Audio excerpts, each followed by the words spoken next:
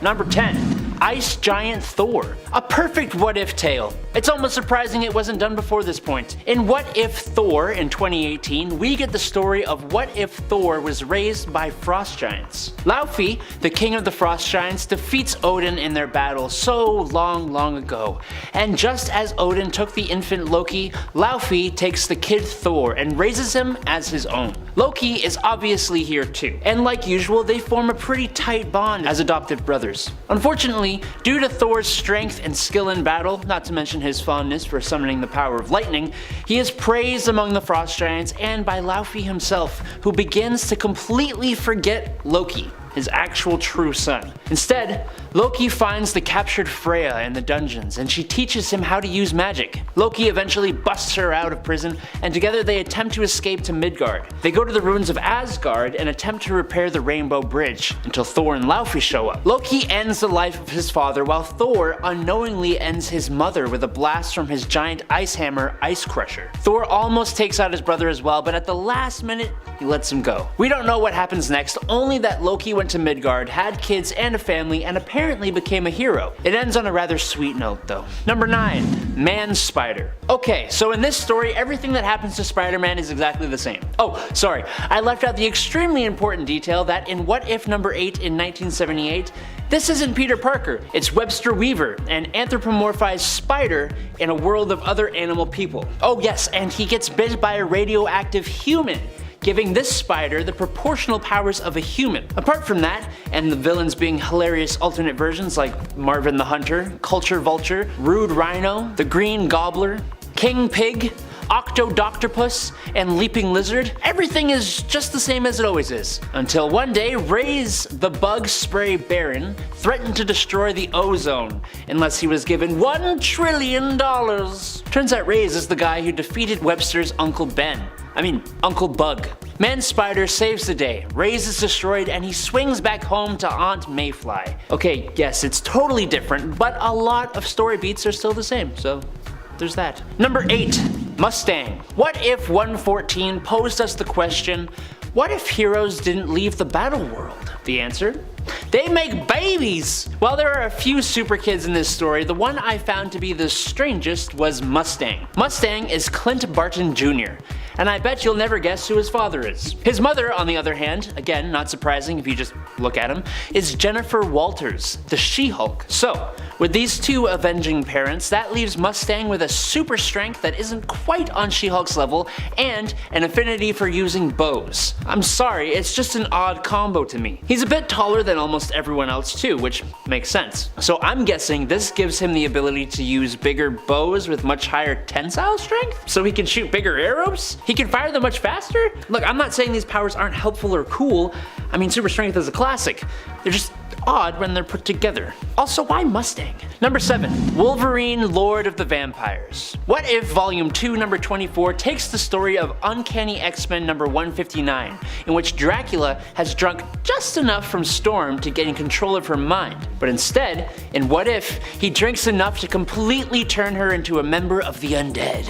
As an evil, unstoppable vampire, Storm turns all the other X-Men into vampires as well, but thanks to Wolverine's healing factor and berserker powers, he is able to resist the complete mind control of Dracula and beheads the Vampire King. Now, after either turning or delifing almost all the other heroes and having the US turned into a quarantine zone, the only hero left to stop Wolverine, Vampire Lord, has found his perfect vessel after traveling the astral plane. Doctor Strange's spirit and Frank Castle, the Punisher, sort of merged together, and being the most accomplished vampire hunter, Frank dispatches quite a few vamps before Kitty Pryde attempts to split the two before being separated from her head. This, of all things, snaps Wolverine out of it, and he gets to the Darkhold and destroys himself and every single other vampire. Wow, what a roller coaster of emotion. Number 6. Fantastic Four as cosmonauts. Let's explore the what if story that begs the question of what if the Fantastic Four were Russian? Well, for starters, their name is different. In fact, They're pretty much all different. Now, the UFFF, or the Ultimate Federalist Freedom Fighters, the team is made up of Rudian Richards, the commie Red Richards, who instead of stretching can just pop off his limbs and send them out over long distances, which is way more alarming. Natalia Romanova, the 616 Black Widow, who is now Widowmaker and can control electromagnetic energy. Pyotr Rasputin, who is still just Colossus and has all those powers except his body and mind are deteriorating over time. And lastly, Piotr's sister Ilyana Rasputina, who seems to have the powers of Sue Storm, but we only ever see her go invisible, which is way less cool than the 616 continuity. After the demise of Stalin, the team is put under KGB control, and Rudd Richards, easily the strangest member of the team, is not having it, especially after he accidentally ends the life of Giant Man. Widowmaker makes widows of the wives of the leaders of the KGB, and the superhero teams go on to fight for freedom and equality. But that isn't how you thought it would go. I didn't. Number 5. Thanos. Another one of my favorites has to come from the What If Disney Plus streaming show, where we actually got to see what Thanos would be like if he were on the side of good. So technically here, I guess he's a hero, but of course in the main continuity we know him better as a villain, both in the comics and the MCU, so yeah. Thanos ends up joining the Ravagers and becoming a close ally of Star-Lord in episode 2 of the show, where we get to explore what the world would be like if T'Challa, instead of Peter Quill, ended up as Star-Lord. And guess what? Turns out the world would potentially be a lot better for it, minus the imminent doom of the universe as a result of Ego's plot to kind of like take it over, but ignoring that. Other than that, it was doing pretty well for itself, I gotta say. Thanos didn't even snap half the universe out of existence in this reality, and all because T'Challa convinced him not to do so by simply talking him down. Man, where was Black Panther when that was happening before? Why didn't he just come in and be like, hey, look, Thanos, no.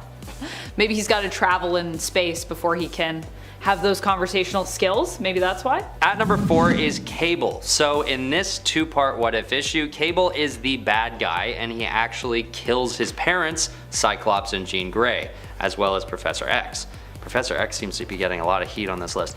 And even though this is a what if and basically anything goes, it's just a really bizarre call to have part of the X-Men family travel through time to kill his parents and their noble mentor Charles Xavier. This naturally doesn't go unnoticed and actually starts an all-out war between the X-Men and the X-Force. And while these two groups are duking it out, Magneto takes the opportunity to take control of Washington, D.C., which segues into that second part I mentioned, aptly named What If Magneto Took Over the USA. But regardless, this just made me feel weird to see a character we're used to seeing as a hero just take a sudden turn to evil, so much to the point where he kills his own flesh and blood in a brutal massacre. And why? Well, they have some differences in ideology, but why does that matter if they're in the past? Couldn't Cable have just stayed in his own time and believed in stuff over there? Although he's not really known to stay in his own time very often. It's just that he normally does it for good instead of doing it to start a massive war that ends in Sentinels dropping nukes on Washington and killing everyone. I don't know, was it worth it, Cable? Check out the issue and see if you think. Number 3, Elektra. Elektra makes an appearance in the 1977 What If series in issue number 34. This being a humor issue, we get to take a look at what might have happened had Elektra survived her run-in with Bullseye. Even though Elektra at this time was depicted as a villain, or, you know, at least an extremely edgy anti-hero, it seems that this one-panel take on the character has her reconsider her life of crime as a result of her near-death experience. This is pretty weird, considering I'm pretty sure at this point Elektra would have had already a few near-death experiences in her line of work as an assassin. So, like, unless she knew she was going to die here and then that's not what happened. But I feel like for her this is just an average Tuesday. Elektra even goes so far as to consider settling down and getting married. And, I quote, or something. What is or something? Also, Elektra getting married just because she didn't die from Bullseye fighting her? Wow, that just seems a little unbelievable. Anything can happen in an alternate reality. Number 2 is Dazzler. In What If number 33, the question is asked, what if Dazzler had become the Herald of Galactus? These days, Dazzler is known to be a relatively stagnant member of the X-Men and doesn't usually get a lot of mention in the mainstream. Sorry, Amanda. Amanda really likes Dazzler. However, in the 80s, it was a totally different story. Right before this issue of What If in 1981, Dazzler is taken on by Galactus as his herald. but only to complete a quick mission to retrieve his original herald. Then she goes back home. But fast forward 1 year later to 1982, and in this what if, the situation is revisited again, but in this case, she stays as his herald and actually becomes one of the most powerful villains in all the cosmos. The Herald of Galactus is an individual imbued with part of Galactus's power cosmic, and their job is to fly around the cosmos and look for planets for Galactus to consume. So it's a pretty big deal to be given the title of Herald, both for the one who's selected and for the people of the cosmos, because if you're doing your job right as a herald, you'd best believe you're ruining and ending the lives of countless others. So, for Dazzler, of all the heroes to be taken in by Galactus and given this responsibility, it just leaves me with a weird feeling in my gut. Like, why would a character that barely wants to be a hero and only really wants to sing, like why would they take on the job of Herald of Galactus?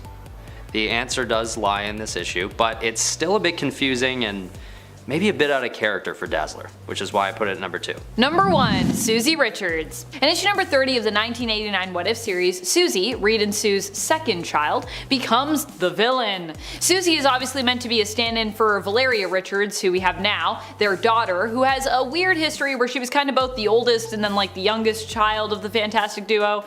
It's confusing, but don't worry about it. In this version of the story, she is most definitely just the younger, but despite being the younger sibling between her and Franklin, she still terrifies her brother, who in the main continuity was once known for insanely powerful reality warping abilities. Although I don't think he has those in this reality. But anyways, you know you're scary when you're scaring Franklin.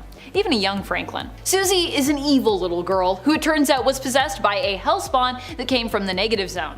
In the end, Franklin is forced to fight and defeat her, but unfortunately all too late, as the rest of his family has already been killed by her. Even Dr. Doom doesn't stand a chance against the possessed Susie. Poor Franklin, he warned everyone, but they didn't listen. Number 10. What if the Avengers battled the Carnage Cosmic? Carnage Cosmic is a version of Carnage where he is bonded to none other than the Silver Surfer. During the first appearance of this hypothetical monstrosity, Carnage simply used Silver Surfer as a mode of transportation to get back to his beloved host, Cletus Cassidy. However, in issue 108 of What If Volume 2 in the 1989 series, we examine what would happen if the villain became more of a greater threat. It takes all of the Avengers to even stand a chance against him, and even then they are overwhelmed. In the end, Silver Surfer is forced to fly into the sun to get rid of this stubborn and deadly symbiote, which also means he has to fight for control all the while. Number 9. What if Rick Jones became the Hulk? Okay, so admittedly this story is more silly than scary, but if you actually think through everything Rick Jones goes through here and the fate of Hulk at the end of the story, it can be seen as, well, being pretty scary. Also, I just really like it. Like Annihilus' voice and demeanor, it's both a scary and raunchy story. Yeah, you heard me right, raunchy. Don't ask me, Rick is the one that mentions Annihilus' raunchiness in this issue. Here we see Rick not only become the big green Goliath, but we also watch as he finds himself bonded with Captain Marvel as well, sharing a body with him. So, just a lot going on all at once in my opinion. You'd think we'd swap his Marvel Negaband story for the Hulk one, but no, we're not going to do that. In this reality, both happen. In the end, Mr. Fantastic and a normal Bruce Banner end up helping Rick return to normal, but Hulk remains trapped in the Negazone with Annihilus, so they kind of get like separated. He makes quick work of the villain while in the Negazone, then remains stuck there for forever? He doesn't seem to mind at the end of the story, but I feel like if we checked back on him in a few months, he wouldn't be quite as happy. Seems like a strangely happy spin on what should be a pretty dark ending. I also just like how everyone after is like, it turned out great for everyone, or for most of us. What? How's Hulk? And Rick's just like, I'm sure he's fine. Cut to Hulk having the best time. And before we move on to our number 8 spot, just a quick reminder, if you're enjoying this list and lists like this, be sure to give this video a thumbs up. It really does help us out here at the channel. Number 8. What if John Jameson had become the Amazing Spider-Man? This one is more sad than it is scary, but it has a pretty tragic ending, so I still felt it was appropriate enough to include it here. In the final story included in this What If issue, we learn of an alternate reality where John Jameson ends up becoming Spider-Man, or Spider-Jameson. Instead of being reviled by J. Jonah Jameson, his father, he's completely supported by JJ because, yeah, that's his son, and Jameson Sr. knows that he's, Spider-Man. Jameson even designs John's spider suit here. However, in the end, John dies while attempting to help with the same mission that 616 Peter Parker Spider-Man ended up saving him from, leaving his father heartbroken. What a tragic ending. Died the same way he died sort of in 616, but different circumstances? Number 7. What if the Avengers had never been? This issue ends pretty darkly in a reality where we explore the future of the Avengers who did not stay banded together after Hulk left. Instead of going to search for Hulk together, Thor has the revelation that Hulk should be allowed to leave if he would like, as, none of the Avengers have taken an oath to remain loyal forever or any such thing. Iron Man then calls Thor out for only thinking this way because he too is planning on leaving. Stark obviously has some, abandonment issues, I feel like. Thor doesn't take kindly to this retort and does leave, and so do Hank and Janet, currently known here as Giant Man and the Wasp. In the end, Hulk teams up with Namor, and Iron Man is forced to face them solo styles after trying a few times to get the team back together. Eventually, Giant Man and the Wasp do end up showing up to help Iron Man out, but sadly, it ends up being too late. During the fray, Iron Man is badly injured, and while the heroes win the day in the end, their victory comes at the cost of Iron Man's life. How tragic. How dark. Death. Number 6. Public Enemy number 1. This story comes at us from the line of what if stories we got in 2006. It tells the tale of James Howlett, Logan, Wolverine, who ends up teaming up with Matteo DiPergio in Chicago to defeat criminal and mob boss Scarface. Here, Logan becomes a version of, the Skull, the man responsible for killing Scarface, but he also becomes something else. He wears a flag on his chest that shows the Jolly Roger and this skull and crossbones symbol, as well as the backstory of his family, who were burnt to a crisp, are meant to also make him another feared vigilante character well known in the Marvel Universe as the Punisher. And when I say his family was burnt to a crisp, I mean killed burnt to a crisp, not they got a bad sunburn, just so you know. This is a dark and gritty tale that also gives us a pretty awesome historical atmosphere, as well as an overall gangster story tone that's quite dark and draws you in. It's both scary and intriguing, which is how I like anything that's scary personally. I'm this is scary, but it makes me think, which I like. Number 5. What if Wolverine had a styrofoam skeleton? Issue 100 is just one of the best for some real weird stories. One of the stories it offers us is only told through a mock-up cover, but it's so good it's just gotta be mentioned because the cover is just too good. It also is presented beside another great mock-up cover offering an alternate story where Peter Parker became Sheep Boy instead of Spider-Man. Sheep Boy, I love it. In the Wolverine mock-up, we're offered an alternate Logan who goes by the codename Wolverwimp. He is cowering on the front cover, about to have his styrofoam skeleton ripped out by Maggie Nito, a mean little girl. I also just love the reference to Wolverine also losing his nose when he lost his adamantium that's on there. Mock-up what if stories are actually the best. I wish we got a full story of this. Someone write that, please. Number 4. What if Iron Man was trapped in the time of King Arthur? The craziest thing about this what if is that it's actually kind of an alternate retelling of a real-life main continuity story where Iron Man was transported to Camelot in medieval times with Dr. Doom and managed to escape. Although this story offers the alternative of, what if he wasn't able to escape and only Dr. Doom got out? You can find it in What If Volume 1, Issue 33. The answer to the question is that Iron Man would be drained of energy, get frustrated in realizing that, he couldn't rebuild a time machine, and ends up becoming Sir Anthony of Iron, an Iron Knight at King Arthur's Round Table. In fact, he uses his suit to help protect the realm from the evil Morgana, defeating her, but in the ensuing battle is unable to prevent King Arthur from becoming mortally wounded. With his dying breath, Arthur makes Sir Anthony his successor, even though they kinda just met, but it's fine I guess. Which means that the Anthony of Iron Man's past, his past self from the future, would probably be really weirded out if he ever read any stories of Camelot. He'd be like, Sir Anthony of Iron became the king. Wait, I'm Iron Man. What? Maybe that was actually his inspiration in the alternate reality to create the Iron Man suit. And now Tony's just stuck in like a time loop. Number 3, what if Wolverine was the Lord of Vampires? In this story, Wolverine becomes the new Lord of Vampires, which is kinda weird considering what we know of Wolverine's healing factor now, but this is also obviously an alternate reality and a story that was written in the 90s, so there's that. Here Wolverine is transformed into a vampire by Dracula. It also features a sweet vampire hunter version of Punisher, who is sporting Doctor Strange's cape, and I personally think that the Punisher looks amazing in that cape. So lavish, I just want him to wear capes all the time now. In the end, Punisher is defeated, but Wolverine has a crisis of conscience and ends up flipping to the side of good once more, killing himself and all the other vampire supes and villains he'd made at the same time. And for some reason, Doc Ock's body and tentacles turn to dust. Now, shouldn't his tentacles be okay though? Because they're not made of his tissue. Also, I love when people are like, "You're dust," and all their clothes become dust. I'm like, shouldn't their clothes be fine? Anyways, it's a small technical thing, but it bothers me. Number 2, what if paper skin? Remember when we were talking about issue 100 of volume 2 of What If? Well, an actual story that is featured in there is called Paper Skin. It is honestly such a strange story. I need to share it with you. This is a what if story that seems to posit the question of what if Mr. Sinister could offer Gambit a cure for Rogue's powers. It's revealed in the story that Gambit has already betrayed the X-Men by bargaining with Sinister, offering important Cerebro files in exchange for what he wants. Although what Gambit wants is not actually for him, but is kind of for all mutant kind, a cure to the Legacy virus. As he's about to leave after getting that cure, Sinister offers him something else that he simply can't resist. A cure for Rogue, his one true love,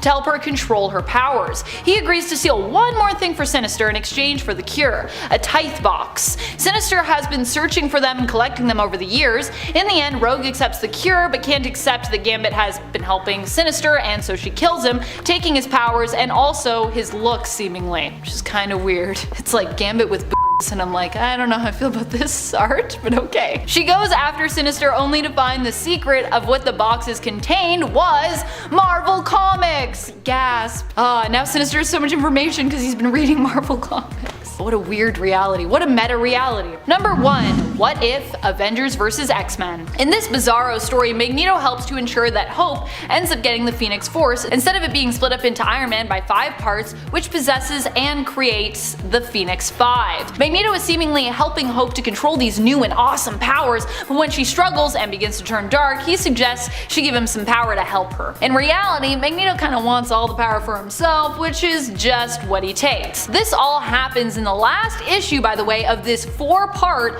what if story. And after Magneto takes the power, it gets pretty weird. Yeah, that's not where it ends. It just keeps going forever. He takes the power and is instantly corrupted by it. As such, Xavier somehow uses his powers to temporarily mess with Magneto's sight, despite the fact that Magneto is wearing his helmet, and then Wolverine snicks him through the eyes. This results in Magneto basically exploding, killing everyone on the planet, and destroying the Earth. Then Jean shows up randomly and just kinda reveals she saw all of this coming. She uses her Phoenix powers to fix the planet, bringing back plant and animal life, but not people for some reason. She says it's up to her and Wolverine as basically an Eve and an Adam of sorts to do that. She could have just brought all those people back, I'm pretty sure, because she's got the power of the Phoenix, but yeah, it's a weird one. It's a weird one. Kicking off the list with number 10, What If the Juggernaut? Okay, to start this sad list, we got What If starring the Juggernaut. It was released in 1997, written by George Gonzalez, and we kick off in a world where Sentinels have already wiped out all superheroes. Great start. Plus there's this toxic gas that's filling up the atmosphere, which will kill all of life. So things are beginning grim right off the bat, okay. And all that's left now at this point is just the Juggernaut. Now he's hunting down these Sentinels. He wants to die, but his own invulnerability won't let that happen. Kind of like Hulk the End, just a sad, strong man in a world full of rubble. So he sees Iron Man's helmet, he sees Cyclops' cracked visor. He's just walking down horrible memory lane. Then he meets a couple of surviving mutants and they're not in good condition, mentally. I mean, they're actually blaming Juggernaut for killing the X-Men. And it all ends with Juggernaut knowing he's going to be the last living being on the planet and that it's his own damn fault. And before we go on to number 9 for our next sad what if story, if you guys could go ahead and please like this video, or else we'll be on a what if you didn't like the video, and then it's gonna be a sad video on all the alternate futures where you didn't like our videos. So please go ahead and do that, because that would be great. You guys are the best. Thank you so much. Now back to the list. Number 9. What if Cable had destroyed the X-Men? Well, this one just sounds bad right off the hop. So after Professor X came back to Earth, the team was never going to be the same again. At this X-Men meeting, Xavier gets in a fight with Cable, and then all of a sudden it turns into Cable and his crew versus everybody, and it was just this big brawl. Now they escape, but later on, Cable kills Xavier, Jean, and Scott with a siren bomb. So now everybody's deciding on what to do with this guy. Wolverine's team wanted to kill him, and Storm's team wanted to bring him in. Both are pretty bad. So the Avengers have to step in and fight their battles while they're all working their own stuff out over there. So the Avengers are like, just do your thing, we're gonna go fight your bad guys, just wrap it up. But eventually Cable and his team is killed by Wolverine's team. Number 8, what if Wolverine battled Conan the Barbarian? Written by Glenn Herdling and released in 1990, what if Wolverine had battled Conan the Barbarian? So basically Conan and Wolverine switch dimensions. So we have Wolverine causing trouble in the Hyborian Age alongside Red Sonja, and Conan smashes Cyclops in the head with a rock, which causes the full fury of the Phoenix Force to be unleashed. So now this has caused a ripple effect, so the psychic rapport was shattered, and without Wolverine to hurl Colossus at her, there's nothing that prevents Jean Grey from transforming into her dark persona before she can destroy herself, resulting in the destruction of the entire universe. So just like that, Cyclops gets hit with a rock and then it all goes to shit. So yeah, crossovers are for sure fun, but you gotta look at the possible ways it could go poorly as well. Wolverine versus Conan the Barbarian is definitely one of those ways. Number 7, what if Professor X had become the Juggernaut? In this reality, Professor X is the one who becomes Juggernaut and gets buried. Now this causes him to go down a completely different path when it comes down to the X-Men, because after this, he never ended up creating the X-Men because he was stuck. So now the Fantastic Four wants to defeat Magneto instead. So Professor X, he's still listening. He's using his mind powers. He's knowing what's going on out there. He's kind of getting pissed that he's not able to go out and help. So he digs his way out, and his telepathy powers are now stronger than ever with his new Juggernaut super strength. So he takes over the country with his own X-Men posse to enforce these anti-human laws. So Cyclops even sided with Magneto at this point because he could block Xavier's telepathy. So they're battling it out on Asteroid M, and Cyclops is trying to remind Xavier about his original dream, you know, with humans and mutants living together in harmony. And before he could really consider it, the ground beneath him exploded and he got launched into space, probably forever, and man, that's gotta be boring. Imagine not dying in space. That sounds like an absolute nightmare. This should be number 1 maybe, I don't know. Number 6, what if the Hulk died and Kyra lived? Written by Greg Pak, released in 2007. Okay, so we start with the Hulk saving Kyra by throwing her out of the way of the explosion instead of the ship. So now the Hulk had died along with Crown City. And Kyra, she's pretty pissed, right? She takes all the old power from the planet and gets ready with her sights set on Earth. She's coming. First stop, of course, being the moon, where she defeats Black Bolt and then implants a obedience disc on him. So when Strange and Sentry come to the rescue, she makes Black Bolt use his sonic scream, which of course results in both of them dying. She's killing everybody fast, okay? So Heroim comes to stop her and says that basically if you kill everybody on Earth, nobody can honor your dead husband. So she says, fine, but you're gonna wish you were dead instead. And then it cuts to 21 years later, and she's made all the remaining heroes build this massive Hulk statue. And when it's finally done, she walks onto the hand of the statue and then turns into stone, joining him. The end. Yeah, how sad is that? I mean, I feel like it wouldn't take those guys 21 years to build a statue. I mean, if they're getting paid by the hour, sure, then by all means, go for it. Number 5, actual Black Widow. Black Widow in issue 34 of What If gets her own little mini comic taking up a third of a page. It's really kind of like just a panel. It answers the question, what if Spider-Man had married the Black Widow? Well, it wouldn't end well apparently. The joke is based on what Black Widows are known to do to their mates in nature. Female Black Widows, that is. In nature, they eat their mates, hence why in this comic, Spider-Man doesn't fare too well. The implication is that Black Widow actually eats Peter here. We see her picking her teeth, looking quite content and burping, while behind her Spider-Man's suit looks pretty deflated with bones poking out of it and littered around it. So, yeah. You! Yes, you. In this issue of What If, the question is posed, what if you were Spider-Man? They start with a panel of Spider-Man swinging Mary Jane to safety, and they even encourage you to paste a picture of your own face over Spider-Man's to make it even more immersive. But moving forward, this issue doesn't really take much time to explore that question before absolutely roasting you beyond words. The very next panel shows a big group of all of Spider-Man's villains standing in a graveyard, pointing and laughing at a gravestone that reads, "Here lies, fill in your name here," and in big bold letters says, "You'd be dead, you're no superhero." So mean, but also very funny. I thought this was a great one to include because as much as Marvel is known for their meta commentary, this is just on a whole different level. Number 3, Galen. Galactus may be better known as a villain in the Marvel Universe, the main Marvel Universe, or at least a powerful antagonist if you will, but in the what if reality of Earth 92201, he's actually better known for being a sort of everyday hero, if you will. When Galen as Galactus ends up in battle against Thanos, who wields the Infinity Gauntlet, he ends up defeated, being transformed into an amnesiac human left on planet Earth. When found, it just so happens that Galen's voice and appearance greatly resembled that of a young Elvis. People believed he was Elvis returned, positing that Elvis never really died. Galen even ends up believing he is Elvis and finds happiness on Earth with a woman named Gertrude and her son Tony. Warlock finds Galen and offers to turn him back into his form of Galactus, but Galen is actually so happy he chooses to remain on Earth and continue living as Earth's Elvis replacement, basically. It's a great story. Stan Lee and the original Marvel Bullpen as the Fantastic Four. Naturally, this issue poses the question, what if the original Marvel Bullpen had become the Fantastic Four? And what we see is a version of Mr. Fantastic with the likeness of Stan Lee, which is just so fun and bizarre. Jack Kirby, Flo Steinberg, and Saul Brodsky also appear as the other three, and they have themselves a fun, very original adventure as the popular titular heroes. Unfortunately, this issue apparently has some pretty sexist overtones, mostly aimed at Steinberg, which makes the Marvel creators come off as sort of unlikable, especially by today's standards. But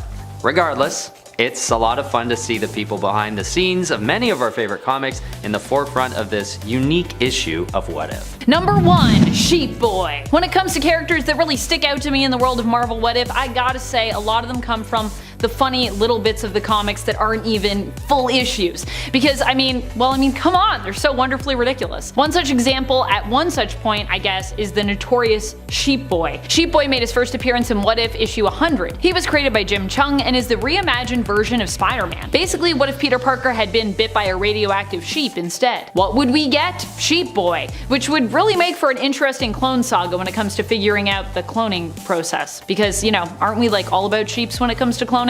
Actually, I think that through cloning sheep, we actually learned that cloning humans would be ill-advised. So maybe there'd be no more clones in the Marvel Universe if it started with sheep.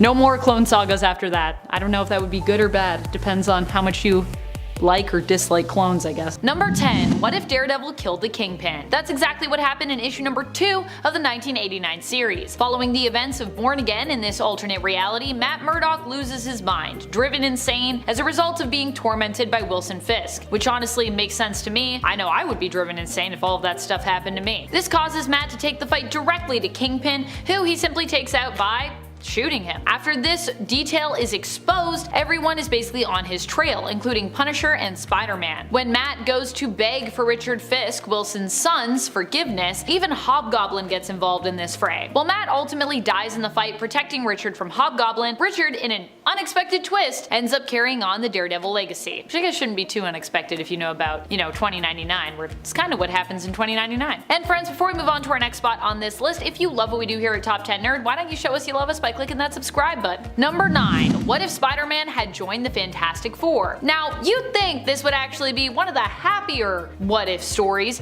considering when Spider-Man started out, this was actually one of his dreams to join the FF team, but he was denied it. However, in this universe, they do decide to allow Spider-Man to join them, making his dreams come true, but it actually ends up worse than if they just refused him like they did in the main continuity. I also think that this first issue of What If is pretty important as it really sets the tone for what these hypothetical comic stories could be a look into a much darker reality where not everything goes according to plan. But we don't have to really deal with the consequences long term because, you know, these stories are like windows into other more distant worlds, so they don't affect our main world. We can kind of just see like, I wonder what that world would be like. Terrible? Yep. In issue number 1 of the first volume of What If, Spider-Man ends up joining the Fantastic Four team, which I believe they renamed themselves to the Fantastic Five. Still has a pretty good ring to it actually. When Susan Storm actually makes the suggestion that, you know, maybe letting him join wouldn't be such a bad idea, so Sue is actually the one that kind of gets him on the team ultimately here. But in the end, this results in her feeling often left out, shunted from this team as a result of Spider-Man's impressive presence. He just completely outdoes Sue, so she feels pretty left out. This causes her in the end to choose to remain with Namor, ultimately leaving the Fantastic Five team, something for which Spider-Man blames himself and which leaves a massive hole in the team and a massive hole in Reed's heart. Number 8. What if Spider-Man became a murderer? This is maybe the brightest of the darkest what if stories that I have on this list, but you know, it's still really dark, so hence why it's here, especially at the start here. In issue number 72 of the 1989 What If series, we answer the question, what if Spider-Man became a murderer? Dun dun dun! With him confronting the burglar who killed his Uncle Ben and losing control of his emotions, killing said burglar in turn. This, however, eats Peter up inside, and it isn't until Dr. Kurt Connors becomes the Lizard and decides to fess up to his own actions that Peter is actually inspired and is able to confess to the murder that he was responsible for and reveal that he is the one that's Spider-Man. He does some time, but thanks to him showing remorse, he only gets 5 years, and Aunt May is still waiting for him when he gets out with his costume. It's dark, but it's also kind of cute in the end, because I think one of his biggest concerns was that Aunt May would like never love him again, and she is upset, but she eventually gets over it, and she's like, well, you know, this is still my nephew, so kinda nice. Still terrible, but kinda nice. Number 7. What if Daredevil's dad had thrown the big fight? This one actually comes to us from a comic titled What If?, starring Daredevil, the man without fear. But the question posed in the intro is, what if Daredevil's dad had thrown the big fight? Which is why that's why I named the point that. It might not seem as dark as some other tales in the what if category, but the intro literally also poses the question in this issue. What if we shed a little light on the dark side of the Marvel Universe? And the story definitely delivers there, I would say. Here, Matt's dad takes the dive for his son and earns the money needed to send him to law school. Sounds pretty good. There, Matt meets Elektra. Also sounds pretty good. The two have a love affair that ends when her father is killed and they're both unable to save him together. Okay, it's starting to turn kinda dark. She leaves and Matt is then forced to deal with his own family tragedy as his father ends up in the hospital after a hit in a fight leaves him comatose. Okay, it's getting darker. Unable to afford the bills, he drops out of school and himself becomes a fighter, but when he is asked to take a dive for a paycheck, he refuses. As punishment, his father is killed, and Elektra returns to encourage Matt to seek retribution. This is where it gets pretty dark, I would say. Matt basically goes after Wilson Fisk with his intention to do it his own way. Now, he doesn't want to kill him, but he just wants to expose him for his illegal business dealings, which is a very Matt Murdock approach, I would say. In the end, though, Elektra kills Fisk for Matt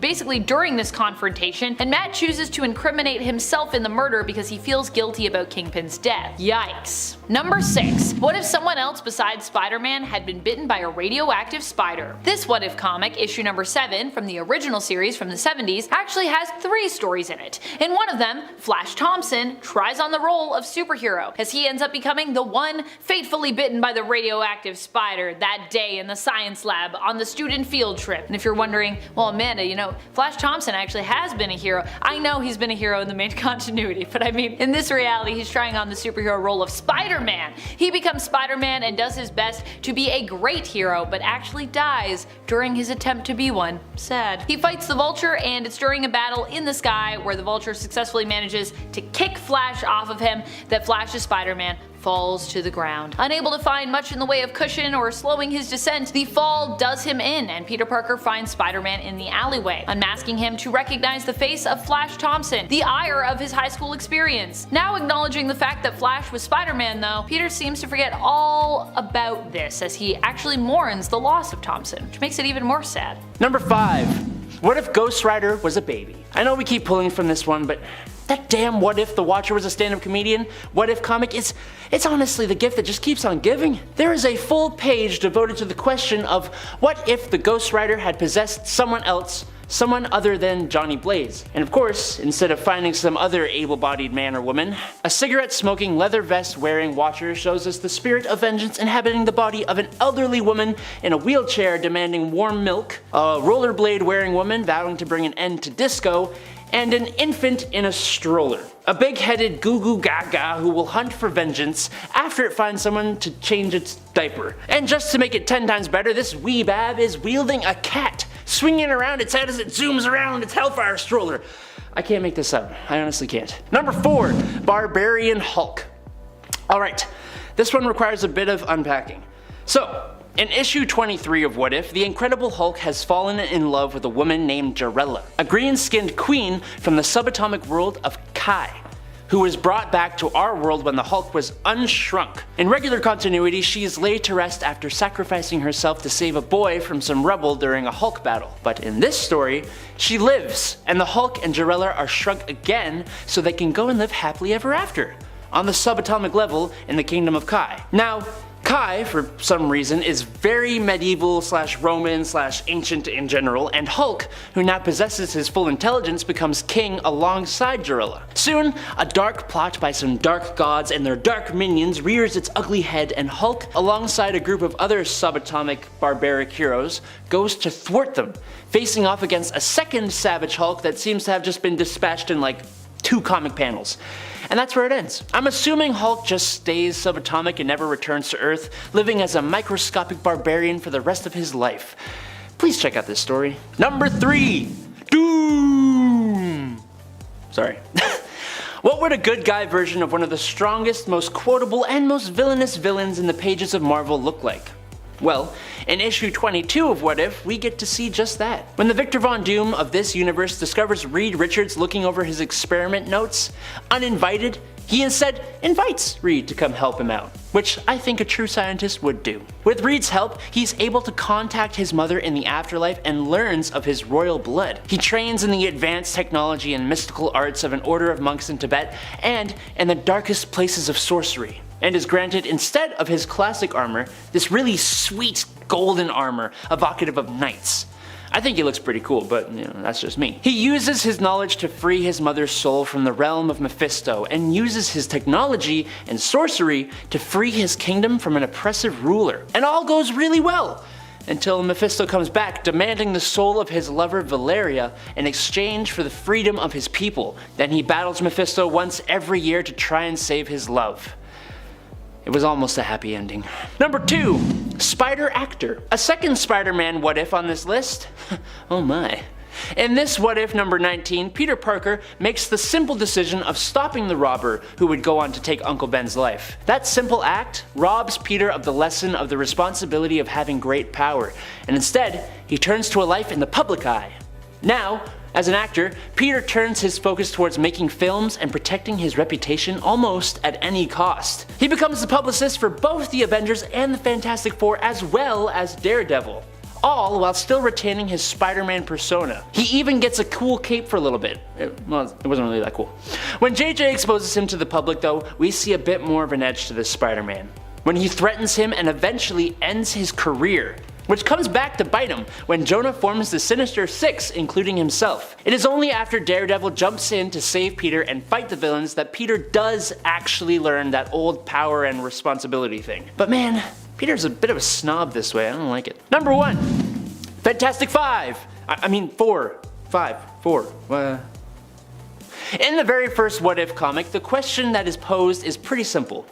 What if, instead of rejecting Spider-Man, the Fantastic Four instead let Spider-Man join? Marvel's most popular family adopting Marvel's favorite hero? A match made in heaven. The Fantastic Five go on to fight crime and supervillains. That is, until the battle with Namor the Submariner. In this alternate reality, at the end of this battle, Sue Storm feels kind of cast to the wayside, with more focus being put upon Peter and the other members of the team.